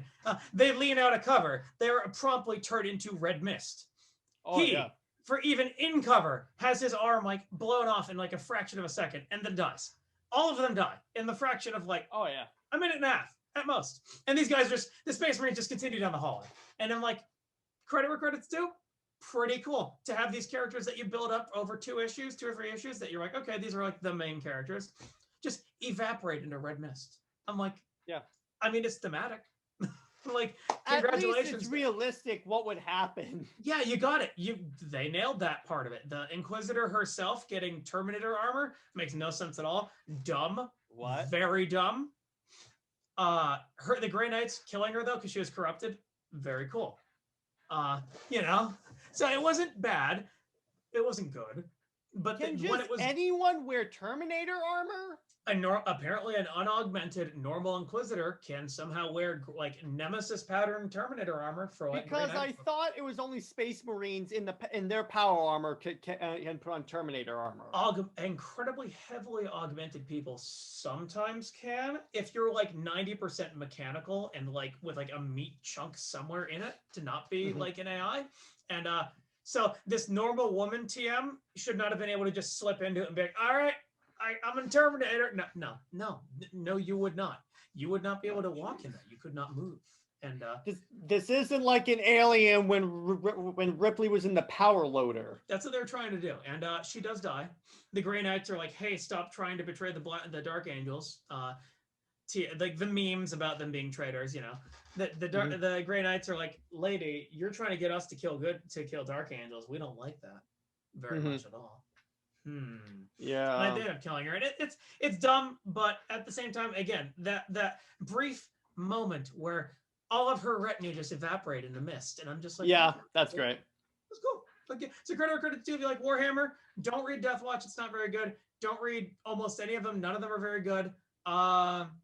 Dark Angels or Will of Iron, I think is what it's called. Not terrible. If you want to like read it somewhere legally, it's worth checking out. I'm gonna go with a Warhammer book. It's the Algol like prequel story that comes with the movie. Okay. Because I like how it shows really well the progression in becoming a Space Marine, because these guys start off as like scouts, as neophytes fighting Tyranids. That's not going to exactly turn out that well for them because you're in for a bad time. So for the viewers at home that don't know what a Tyranid is, picture a xenomorph, only much more dangerous. Think meaner, maybe less smart, but imagine instead of 1, you're fighting 50. Yeah, it's a swarm of imagine there was that scene in the horrible Aliens versus Predator movie where they're showing the flashback of the Predators fighting on top of the pyramid. Then they have this massive swarm of aliens just running up the pyramid. That's pretty much that. Except all the time. Yeah, not just that scene. All the time. If your planet's getting invaded, that is where it is everywhere. Yeah, exactly. Everywhere. So it's like the Imperial Guard could say, "Oh, we can't do this. Call the Space Marines." Yeah. So, Tyranids, no joke. Yeah, do not trifle with Tyranids. But what I liked about it is that they establish a lot of the characters like that you see in the movie. Like Proteus wants to see action because it's like they put us on guard duty. We joined up to shoot people. We're supposed to be Space Marines at this point. And I love how the apothecary, the medic, is like, yeah, you don't think we heard you when you're complaining about us? Yeah, we hear everything, bro. It's like, but we'll make you Space Marines. We are in charge of you after all. We're going to hear everything. Plus, you have that fantastic like battle cry. We march from a crag and we shall know no fear. Again, Ultramarines are cool when they're written well. Space Romans are a neat aesthetic. You just got to write them right. That's all I'm saying. You got to. Ultramarines was like my favorite faction of the Space Marines, besides the Blood Ravens, because I play like a lot of Dawn of War. My man. I actually just Yes. finished my Blood Ravens Force earlier, actually yesterday, my Tech Marine Gunner for my Thunderfire cannon. Done. Yes. They're going to go on the shelf. They will stay there. They're all based. They're painted. They're great. Dope. Yeah. So there's that comic. I actually started reading a few of the novels. They're pretty good, but what's kind of intimidating about Warhammer, which I get it, is like a lot about 99% of fandoms. There's so much, it's hard to figure out where to start. Yeah, that is definitely a problem with Warhammer, especially as time moves on and they've moved the lore forward. And again, they're going to run the gamut for quality writers. Like I think it's Graham McNeil. He wrote a couple of the best of the Warhammer stories, and then he had a stroke, and now a lot of his recent stuff is not very good, and that's hard to say, or it's hard to like put that out there that it's not as good as it was before he had a stroke, because it's an uncomfortable thing. I get it, but like his previous stuff is really really good. If you like Horus Heresy, which is like the prequel to Warhammer 40,000, it's 30. That's like a lot of books. Jeez. I know. If you want to read one that's really good, there's a couple of them. I think he did. A Thousand Suns, which is about the Thousand Suns, and they're one of the space Egyptians that do magic. They're fantastic. They're really cool characters and really unique aesthetic. Mechanicum, if you want to learn how the space cyborgs have a civil war and almost blow up Mars, good stuff. Okay. Really cool if you like cyborgs and really uncomfortable amounts of technology strapped onto people. Is there a person in there? We just don't know anymore. You know, there's like a square centimeter of flesh technically makes you a human now because they're 90% robotic. We're humans. If you see a Dreadnought, yeah, we kind of get the idea there. Yeah, exactly. But even scarier than that, you know, Mechanicum, the game on like Steam or I guess consoles now, does that right, where it's like they talk in binary. There's like part of flesh in there somewhere. It's great. I recommend that game. Play it. It's great. I'll check it out. It is good. But yeah, 40K is so big, you can do Warhammer Fantasy 2, and which is now Warhammer Age of Sigmar. It's a lot, and that's what that Age of Sigmar is. I was wondering what that was. Age of Sigmar, they killed. Okay, the only time Games Workshop not ever successfully, but they killed a semi-successful of their own IPs.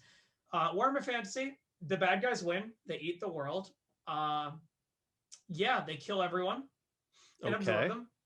And then Sigmar, the human god, and then some of the other gods get together and say, hey, we can still kind of make our own, we can remake the world. And they fight the chaos gods and they knock enough souls out of them to make their own worlds, like this like tiered sort of, think like the Nordic mythology of like the realms. Okay. And they do that. And that's the big thing right now is Age of Sigmar, which you've got, instead of regular dwarves like Warhammer Fantasy, you have flying dwarves in like airships. Okay. And they harvest gold from the atmosphere, Aether gold.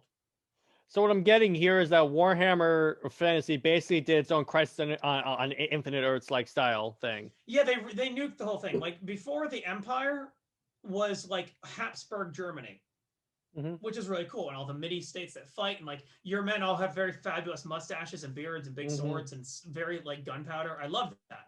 That's my army. I play that. You know, I want my men to have the giant puffy pants and big swords and like very low life expectancy. And now they exist, but they're cities of Sigmar. They're not the Empire. If you want to play Dark Elves, they've taken it where you're just Dark Elves to, well, you're Marathi's Dark Elves, and now there's more like Snake Woman. If you like Snake Woman, Dark Elves now, they're your jam. If you want a Snake Woman, hey, I'm no knocking. Kink, same. There's that. You've got your High Elves are now, instead of High Elves, they're elves with really gaudy hats. And I'm not like saying that facetiously. Elves, I know, never trust a knife here, but they have huge hats with like giant bull heads on the top and like hammers, and they have a Spirit of the Mountain that's like a giant fursona with a big hammer. It's pretty weird. Not a fan of the new elves, but that's me. And again, they're leaning into the extreme aspects of where Warhammer Fantasy was kind of like mild. Not mild, but like very more traditional. High elves in the old days were high elves, and dwarves are dwarves, more or less. And the Empire is the Empire. You had Bretonia, which was like the French, which was they were the French, but honorable. And they're fun, and I love them. But they got killed. And they're called Bretonia, so I'm like, okay. Yeah, they worshipped a god that turned out to be psych. It was an elf the whole time. That was kind of a slap in the face to everyone who played Bretonia. Your goddess is an elf, actually. And you exist to be a meat shield so the elves can escape the end of the world. Kind of a slap in the face to Bretonia players. Not going to lie. You got Undead Egyptians. That was a cool faction. They're dead too. which is unfortunate. But I really like them. There was one character named Cetra the Imperishable. He had about 40 titles, and they all have been written down. So like he has a guy that comes with him and says, Cetra the Imperishable, King of the High Sands, Hawk of the Desert, da da da da da da da. Oh, And really? he has about 80 titles that you can read, and just that's the guy's job. The undead guy's job is to read off all his titles. So That's again, great. Warhammer Fantasy, great. Warhammer Age of Sigmar, okay. I mean, the rules are probably better than 40k. They're more balanced, but What I love, what I found was really humorous when I first got into Warhammer, is how they had Warhammer Fantasy and then Lord of the Rings. I'm like, that what's still the exists. difference? I'm like, what's the difference here? Very true. That still exists. They still get the license, and they even make new models on and off. They're a different scale a little bit. My buddy in college got into it in my undergrad, and they are moderately smaller than actual Warhammer Fantasy. So you can use them for both. Yeah, they're smaller. They're not 15 mil, but they're like real. They're a true scale, not heroic scale. Warhammer always does heroic, where the heads, the hands, the feet are they're bigger, so you can see them better for the table.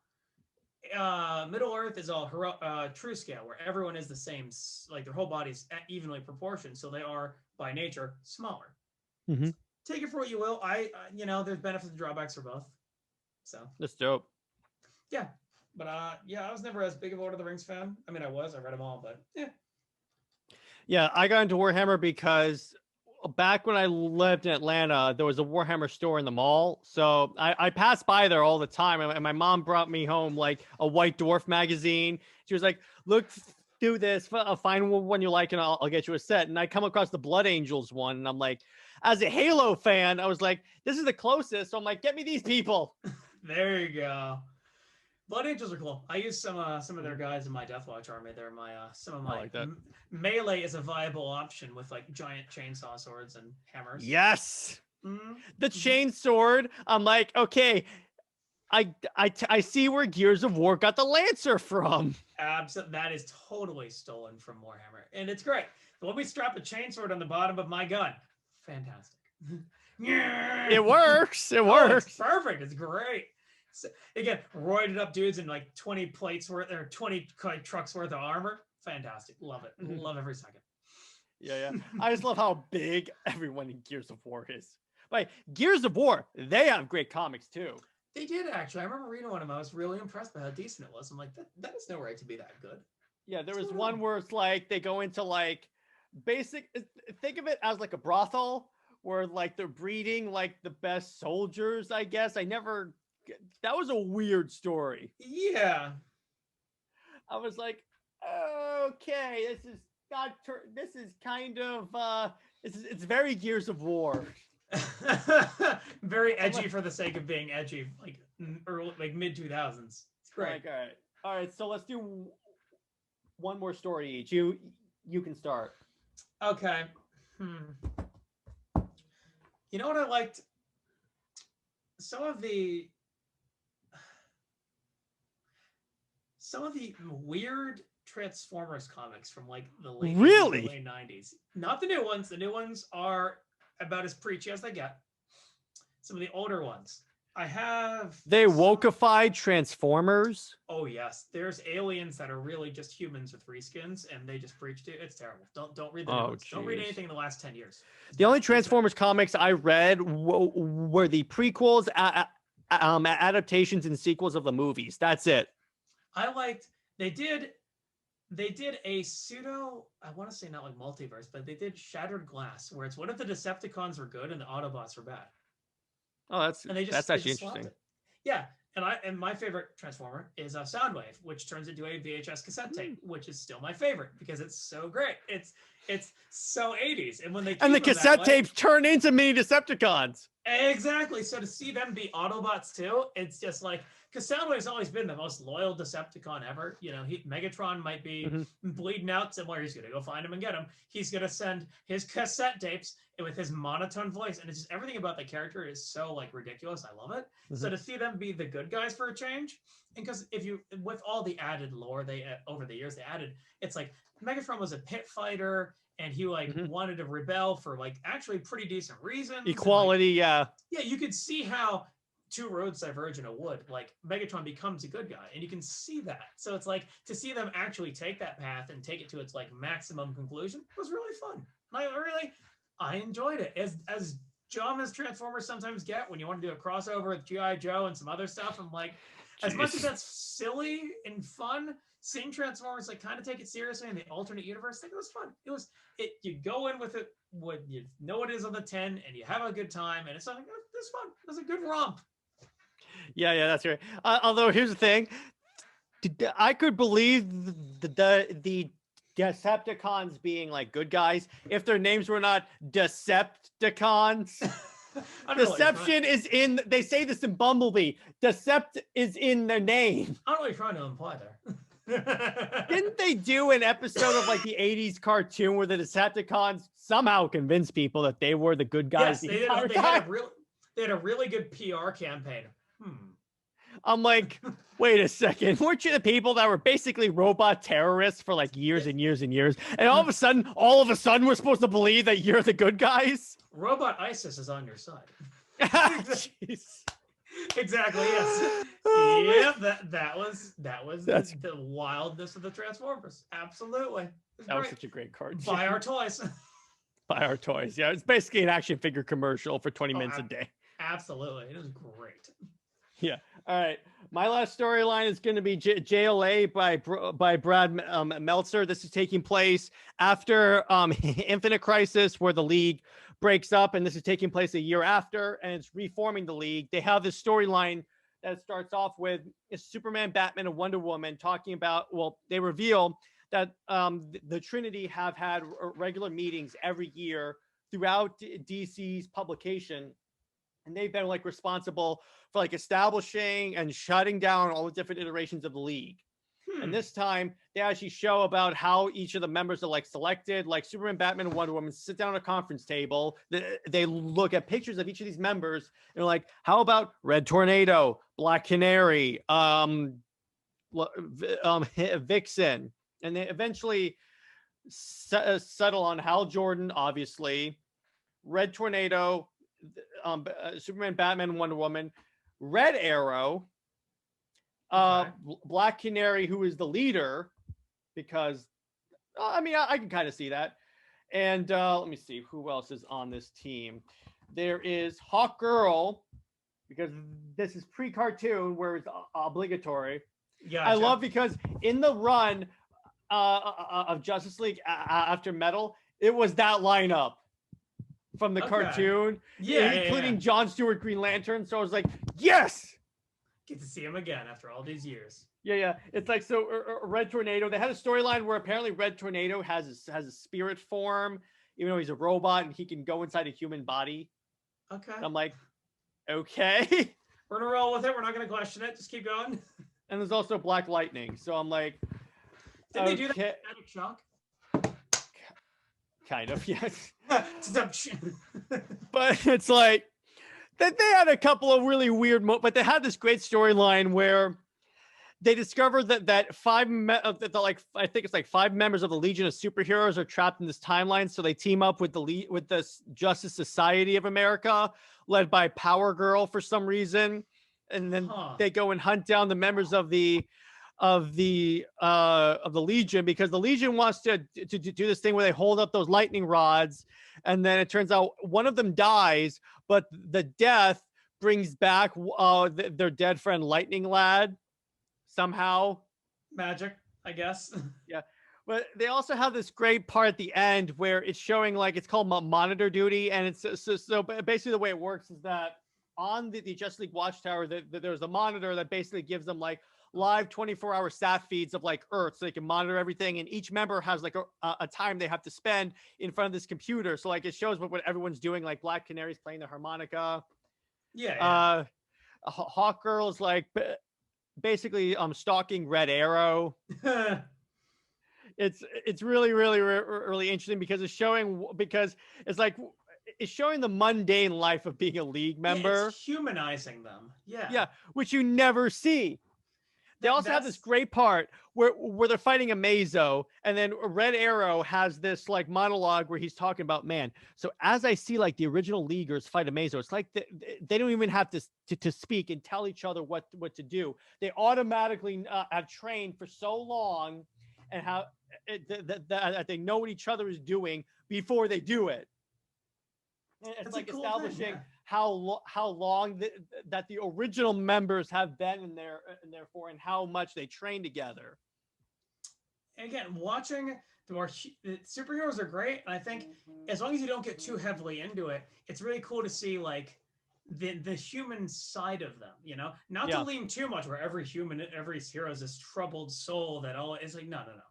I'm not going to read the author's therapy sessions in superhero form. Okay, so I'm not going for that. But to see them a little bit more human, that's good. That makes them more human characters. You know, it's that fine line between you're writing this book as a therapy session for yourself as a writer versus these characters themselves are people, and it's that middle ground that makes it really interesting. They had a storyline a couple of years ago called Heroes in Crisis. It's kind of a controversial storyline. It's where the Trinity established this place called Sanctuary, but basically, it's think of it as like a retreat that heroes and villains can go to and like receive group therapy. Well, not group therapy. They can stand in front of a camera and talk. It's not recorded or anything. They tell them it's not recorded, but with Batman, it's always recorded. Very true. And then a bunch of this stuff gets like leaked to the internet, so a lot of these identities are out there. Then it turns out Wally West killed people in Sanctuary because DC, for some reason, wants to completely character assassinate Wally West. Why? I don't know. He's such a great character. But I don't know. Modern DC. See, I like you said, I like when they deconstruct characters, but for some reason, too often they leave them at that deconstructed level and don't build them up again. Like Secret Invasion, where not Secret Invasion, Secret Empire, where it's revealed that Captain America has been a Hydra agent this entire time. Yeah, and that's like, and then they're like, don't worry. I love how quickly Marvel turned around on that, because they were like, at first they were like, no, this is the new continuity. This is the main Captain America. It's not an evil version. And then like an issue later, they were like, it's an evil version of Captain America. The real one is in the multiverse somewhere. So it's like immediately they were like, oh, people hate this. Yeah, this did not pull well at all. Why did we approve this? That's when I stopped reading Marvel for like years, because I was like, at that point I was like, because Captain America is like one of my favorite Marvel superheroes. He's one of the only ones that I can kind of, well, I mean, I can stand them because I went through to like every MCU movie, but he's one of the ones that I'm like, okay, I can dig this guy, because Marvel doesn't really have a lot of characters that really stand out to me that really I can identify with specifically. I get it. Plus, see, I don't really read Marvel that much. I mean, I read the old stuff more because the new stuff has gotten way too preachy. Oh, yes. Oh, I agree. Dear God, too preachy. I'm like, oh my God.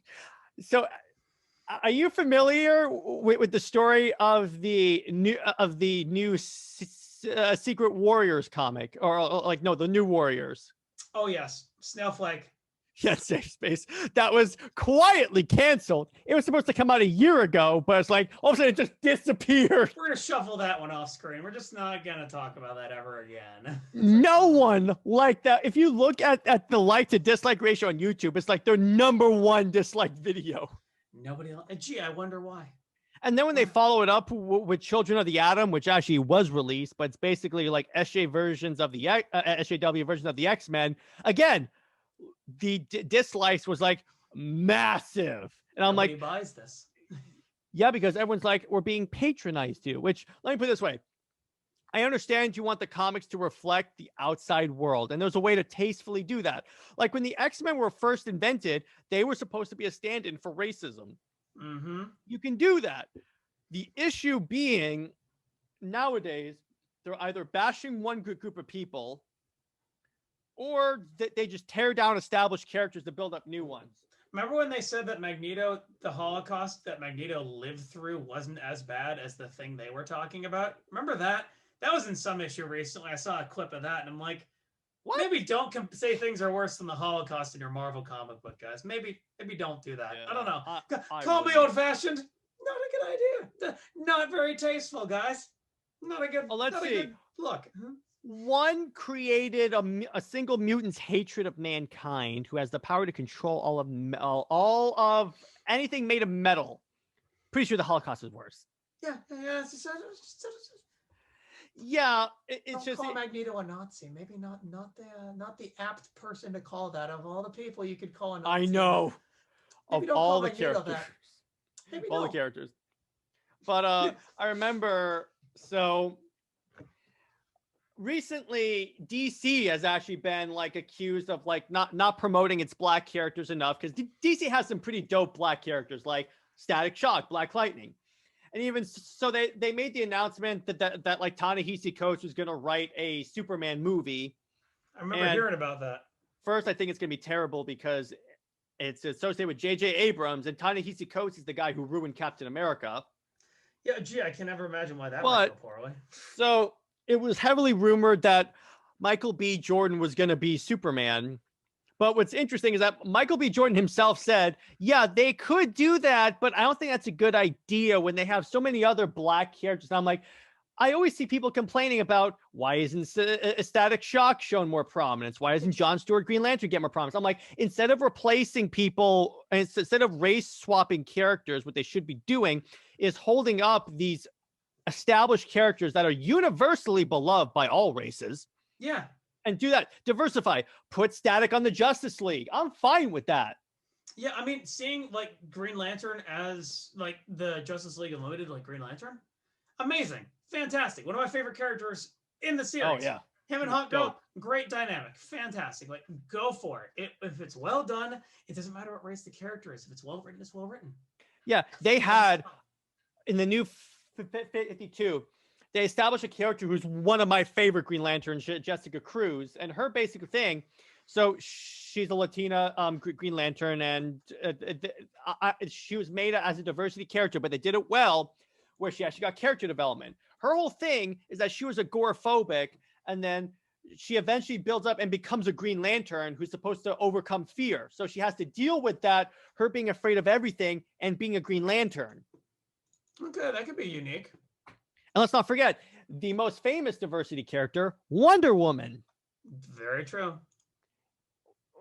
The point is that I know a lot of comic book fans are accused all the time of being anti-diversity. We're not anti-diversity. We're against the whole putting these characters in there and then forcing without any reason to, like, say this character's like the best of all time. It's like in Marvel currently, they're trying to tell us that Captain Marvel is the best superhero of all time, even though she has committed acts close to genocide. You see, she's a woman, so she can't do that. She can't commit genocide. Yeah, they keep trying to make her like Marvel's Wonder Woman, but I'm like, did you do a storyline where she was arresting people because someone who predicted that they would commit a crime told her to arrest those people? Yeah, I'm like, so you're arresting people before they commit a crime? They're doing you committed thought crime, therefore you're going to jail, and also like you're going not just going to go, you're going to like the special camps for mutants. You're going to the mutant camps that don't have Albert Montfrey up over the other front. Trust me, don't worry about it. It's like, okay, guys, really? I don't like that any more on that nose. Like, yeah, didn't you put Iron Man in a coma? Yeah. Oh yeah. I might have almost killed Iron Man, and also may have crippled for life his best friend. Sorry, my bad. They established, by the way, so you know the Marvel zombie storyline, which is fantastic. They established that she brought the zombie virus to Earth. Yeah. Oopsie doopsies. My bad. It's like, well, I'm like, okay, so you want us to accept this character as like the greatest Marvel superhero. In fact, it's even been said that the Marvel universe is named after her. So I'm like, okay, fine. If you want us to accept this character as Wonder Woman, why are you making her commit these horrible acts? Because you'll like that character because they said you'll like that character. It's just like, please stop. Please, guys, don't make this work. I know. It's just like really nuts. The point is that you can do diversity done well, and it will be fantastic. Because it's not about, because when you do it right, it's not about diversity. It's about good stories. Good characters. Yeah, 100%. Yeah. Doesn't matter who it is, as long as it works. It's a good story. It's a good story, regardless of who's in it. Yeah, 100%. Like, let me put it this way. I didn't like Black Panther, and for some reason, if you don't like Black Panther, you're automatically labeled a racist. Fair enough. I'm like, it had nothing to do with that. It was just the fact that I didn't like the villain. Okay, I didn't even see Black Panther. I'll be honest. Didn't Don't. bother to watch it. My dad and I started watching it on the TV, and he said, "Turn this movie off." That bad? Wow. Oh yeah, it is not good. The CGI is not up to par for a Marvel movie. Really? I'm surprised. If you've seen the background, if you've seen like the final battle for Black Panther, they have very obviously CGI things that look CGI and don't look real at all. They haven't, like, which earmarked is it or anything. which is why, kind of though? sad because the next movie was Infinity War, and you see how awesome Thanos looks. They did do a very good job with Thanos and all that. Oh my gosh, yes. But yeah, so they like look at it this way. I loved Falcon and Winter Soldier. Mhm. Now, I know that show can kind of come off as preachy a little bit, but when you look but it's not as preachy. In other words, if you watch the show, give it a second, because it starts off that there are a couple of BS scenes. Like I talked to Lad, there's a scene. Have you seen the show? And if not, do you mind me spoiling this one You can scene? spoil it. It's fine. I'm not gonna watch it. So there's a scene. So they're trying to show like a modern representation of black people being arrested for no reason, which I got it. That's you can 100% put that in there. But they did it in a very unrealistic way. In that, hear me out on this. Mm-hmm. So Sam and the Winter Soldier are walking out of a building, fighting, like arguing, like verbally arguing, and the cops pull over and go to Winter Soldier and go, "Is this guy bothering you? Is this guy?" So I'm like, "Wait a second, you're talking about an Avenger. You don't recognize the Falcon? Yeah, He's like, an have you lived under Avenger. a rock for the last like how many years? He's an Avenger." That's what I mean. Like, but buddy, like, what have you been doing? You know? I'm like, what? If you want to show that storyline, by the way, they were in a black neighborhood. They could have just done that with any of the bystanders, and it would have been way more realistic than just saying, here's like the most famous person. Imagine Obama being arrested in the street just for being a black guy. Like the cops pull up and go to like, say, Bill Clinton, "Is this man bothering you, sir?" Exactly. Yes, we're gonna arrest Bill Clinton. like- Thank you. But it's like, what's going on? No, but the point is, I'm like, what? That's the only Yeah. part of the show where I was like, okay, I'm not believing this. Besides that, if you get beyond that, it's really, really interesting. And it goes into a lot of stuff. Yes, it leans heavily into the race stuff, but it does it in a way that is actually tasteful. And it directly contributes to why, to how the show progresses. Okay. I know it can be accused on the internet of being needlessly like preachy. Ignore that. Trust me on this, Okay. Well, I may have to look into it then. because trust me, I hate preachy stuff as much as the next guy, which is why I didn't like Captain Marvel, because the whole message of that is every dude is evil. Yeah, what was the thing? It was God. Higher, further, faster. Yeah, it was just. I remember seeing part of it and just like, this is not very good. Plus the fact, for Captain Marvel, I didn't like Brie Larson. We're calling it the Avengers Initiative because after her plane, it's like, all right, cool. Yeah, sure. Yeah, I love how like Kevin Feige was like commenting. He's like, guess what? She's gonna be the one to beat Thanos. She's the most powerful hero in the MCU. Then she fights Thanos, and Thanos one punches her. Yeah, it's like, I'm okay, like, what? Yeah, When she's in the middle of a fight with Thanos, and Thanos headbutts her, and she just is stonewall. I was like, okay, she's gonna win the battle now. But then no, he just grabs a stone and punches her. I'm like, what? Something changed here. The early showing of the movie. But I am hopeful, by the way, speaking of female-led superhero movies, of the Black Widow movie. I am very hopeful about that. Well, for your sake, then I hope it comes out good, or that it's decent at least. First off, I hope it comes out because it keeps being delayed. Yeah, honestly, they'll probably just push it back till theaters are open again. Yeah, but here's the thing, though. Will it be too late? Because remember, this is taking place in between Civil War and Infinity War. And I'm like, Civil War happened like a long time ago. It's like you're pushing the relevant state to it.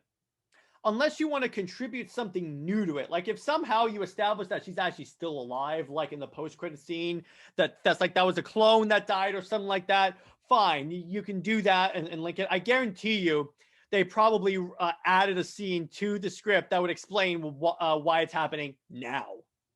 Oh, I agree. They're going to bring her back. Yeah, because they can't kill... Even when they killed her in the comics, they brought her back. I mean, it was a clone of her, but they brought her back. No, yeah, I have no doubt that they're going to bring her back at some point. Because we're dealing with a comic book movie. No one ever dies. No one's ever really gone. They either have some really BS example about why they died. Oh, they were actually kidnapped by the government. Or they just come back by some loopy way. Like Loki never really died. Yeah, Loki. Oh, he saved this version of her because reasons. Okay, here you go. Plop her into the. Okay, guys, but yeah. So those are our favorite comic book storylines. I will say you leaned very heavy into the indies. I wasn't expecting that. Yeah, I've always been an indie guy. One last thing, Judge Dredd, please read it. Please read all of it. Gaze into the face. I will never forget. Gaze into the face of fear, and it's this furnace-faced like death judge, and it opens up, and you're supposed to see like your greatest fear, and it kills you. And gaze into the fist of dread, and he just punches right through it, and he just cracks the guy's head, and it's like a 2-page panel across both pages of him punching through the face of this judge, and his fist goes right through the monster's head or the death judge's head. Boy, fist right through it. I'm just That's like, yeah, Judge Dredd. I am the law. I am the law. And never take off your helmet. Never ever. Sylvester Stallone, we don't talk about that. Yeah. If the movie is any indication of the comic, because my only exposure to Judge Dredd was the newer Carl Urban movie. But if the movie is any indication of how the comic book is, I think I'm going to be really good with that. Put the two together. Put some of the campy from the original one with never taking off your helmet and Judge Dredd being an absolute straight man for everything. Mm-hmm. That is the series. Put the so he's basically cop Batman. Yeah, except he has no problem icing a ton of people, and he hates communists too. So that's cool. That's a good ideology. Yeah, there we go. Judge Dredd, everybody. All right. But if you want a good indie comic book movie, by indie I mean not based on the MCU or DCU, watch Bloodshot. Okay. Yeah, with Vin Diesel, it's basically he's a soldier that was killed, but they use technology to revive him, and he becomes he doesn't know it, but he's being used as a puppet by a corporation to kill all the rivals. That doesn't seem bad. It's really dope. It's based on an image, I think, a Valiant book. Yeah, it is. You're right. Huh? I'll check it out then. That looks fun. Yeah, it's pretty dope. It's pretty dope. I like Vin Diesel. He's a good actor. Because I feel like we need more comic book movies that aren't DC and Marvel. Because and we need, because here's my problem with it. And then the one criticism that I keep seeing about the DCEU is that they rushed into the Team movie. Which, first off, the Team movie was terrible. The original Team movie. So I'm just ignoring the Justice League. But what they mean is that they should have waited 5 years until their Team movie like Marvel. In other words, people think that Marvel's way is the only way to do it. Yeah, I don't think I agree with that. You can do it any way you want as long as it's a good story. People are gonna like it. I'm yeah, it worked for Marvel, and I'm not faulting them whatsoever. But let me put it this way: go from Man of Steel all the way through the Snyder Cut, and that's a good progression into a Team movie. Because in Man of Steel, they just established Superman, and then in Batman v Superman, they introduced Batman, Wonder Woman, and the League briefly, and then the Justice League, they actually developed them more. And the fact that the Snyder Cut is 4 hours allows ample character development. Okay. But yeah, so my point is that I definitely want more superhero, more comic book movies that aren't DC and Marvel, because because I see the same thing over and over again. I'm I want some new IPs. I mean, I'd kill for a second Judge Dredd movie, and Carl Urban says he'd be happy to do it. So please, God, bring us another one. Please give me because Carl Urban can play that really, really, really tough guy. He was great in The Boys, and he's fantastic in Dredd. Yeah, he said he in interviews I want to do Dredd again. Please just sign me up. He's ready for it. So That was they're gonna make a TV show. I think it got canned. I think it's better off getting canned because I don't think it'd make a good TV show. Personally, I don't think it would. I think one-shot movies are the perfect thing for it. Just Judge Dredd in poor situation, things go wrong, he handles it. Perfect. Bing, bang, boom. Judge Dredd kills his way out, or he arrests his way out, or he does thing. You're here for Judge Dredd. I don't need to see 18 different judges who all forget after the movie. Show me Dredd. Yeah. Most likely he'll kill everyone in the movie. But Oh, yes, of course, but that's what you're there for. that was such a great that was like one of the movies where I was like, oh my gosh, this guy's brutal. Hot shot, yeah. Hot shot. Or like when he goes incendiary and he fires the round across like the building and then like completely burns those Yeah, the dudes. entire like balcony worth of people. Like, okay. And I'm like, oh my god. Yeah, Judge Dredd, it doesn't play. Armor piercing and he blows a hole in someone's chest. Mm-hmm. Read Judge Dredd comic books, some of the older ones. Judge Dredd versus the Judges of Death. Yes, you will be found you guilty of living. The sentence is death. So that's all I'll say about them. They're unique. They're fun. They're very stupid, but in the best possible way. That's great. And then in terms of, I'll recommend one thing because it just wrapped on Amazon Prime, the Invincible animated cartoon. Okay, is it any good? It is really good. All right, I'll check it out then. I'll have to watch it. Think about it as like a less intense version of The Boys, except there are good superheroes. Okay, then I will check it out. That sounds like fun. Yeah, it's really brutal. So it has basically the gore of The Boys, but not as dark as The Boys. Not nearly as dark as The Boys. No. All right, well then I'll check it out. All right, dope.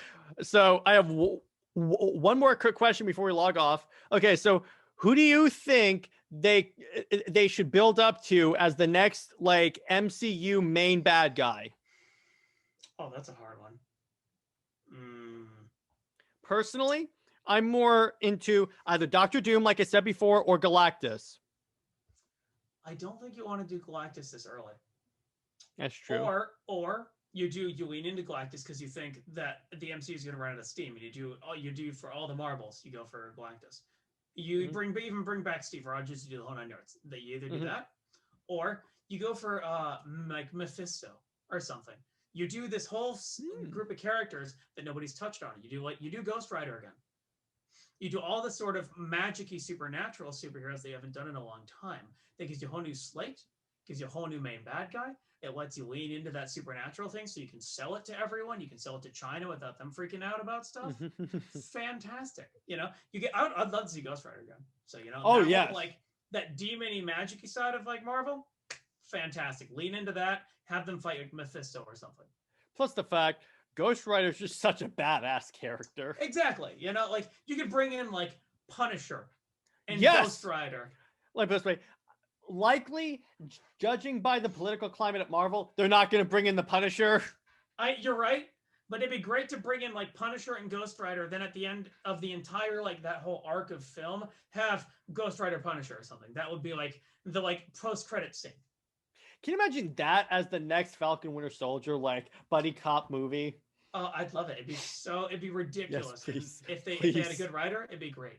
It'd be fantastic. I would watch that. Yeah, I was so watching that. Alternate straight mans for it. You could be like Punisher does something like outrageous and Ghost Rider's like, was that necessary? Then you just swap it because they're both they're the same yet different. They're same enough that they can either be straight men or comedy. It'd be great. It'd be fantastic. Yeah, and then I would keep as the Punisher actor the one from the show. I like the one from Warzone personally. That's me. I think that's my real introduction to the character is Punisher Warzone. I've never seen that one. I gotta watch that.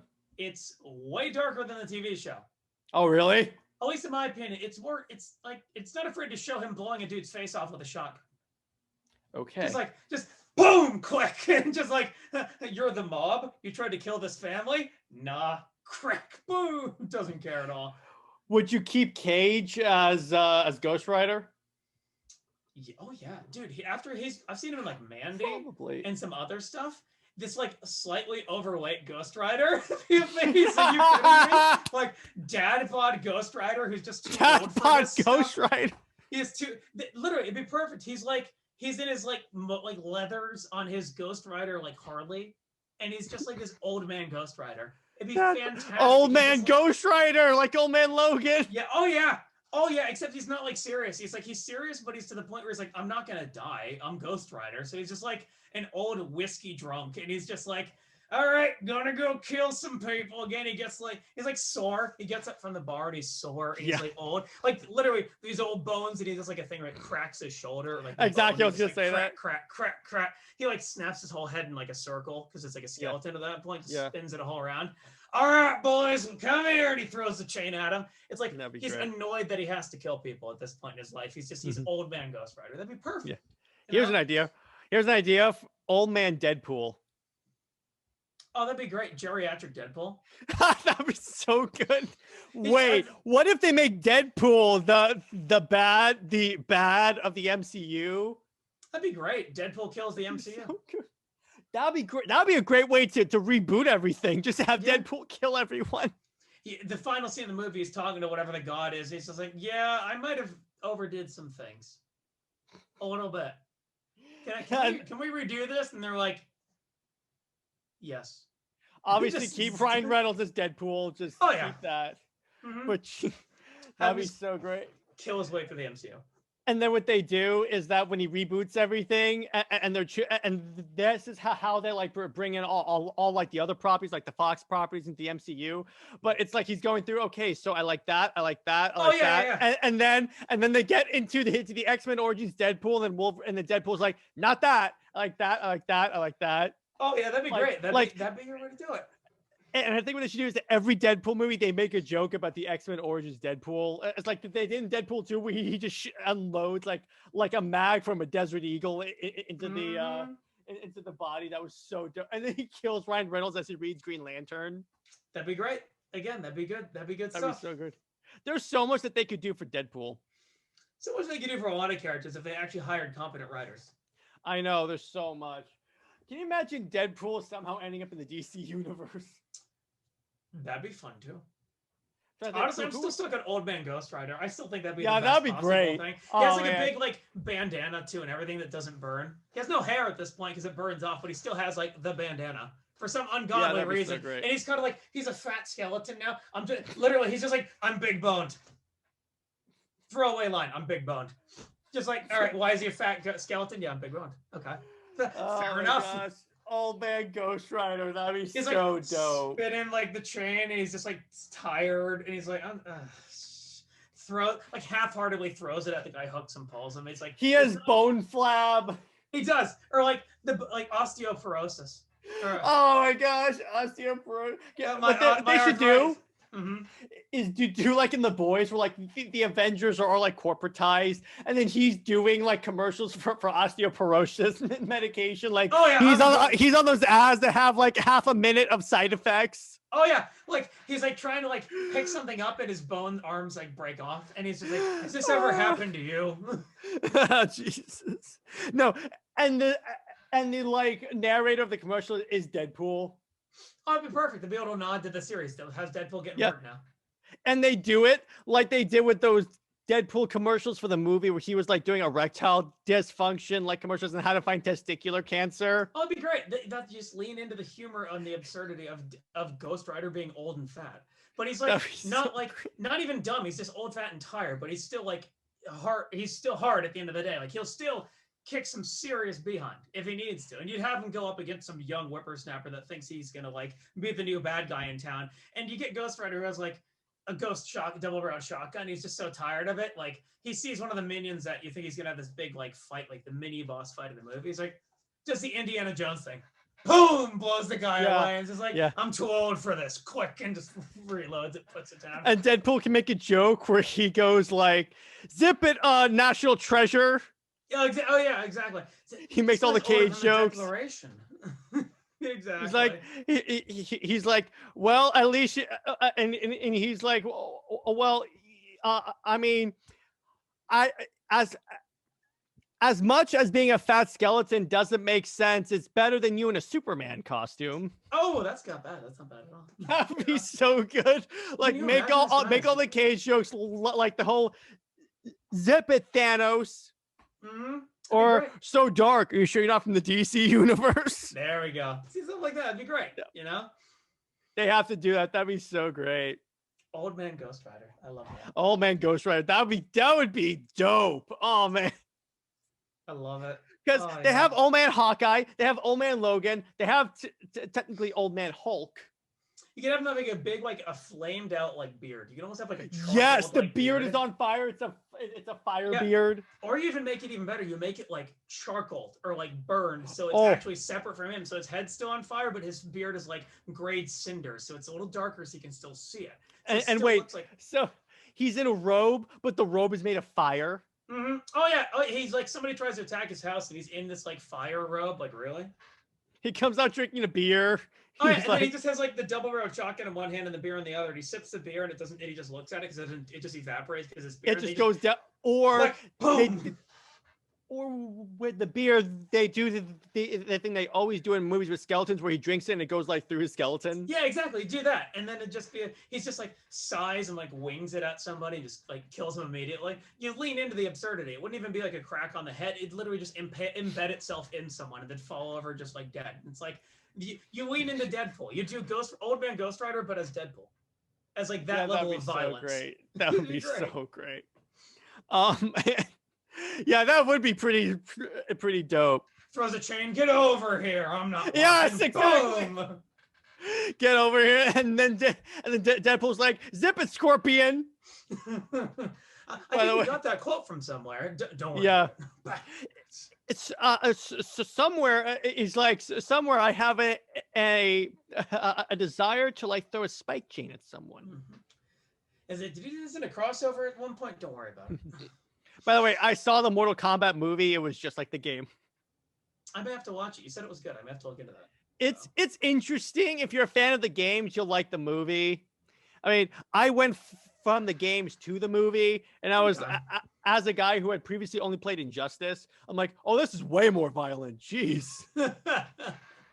Oh, jeez. Just all the close-up kills, and I'm like, oh yeah, okay, I can have Rambo versus Spawn. Terminator. It's great. Terminator versus RoboCop. Who's the most robot? Mm-hmm. You're coming with me, creep. Now that's what I call an iRobot. Oh, get out of here.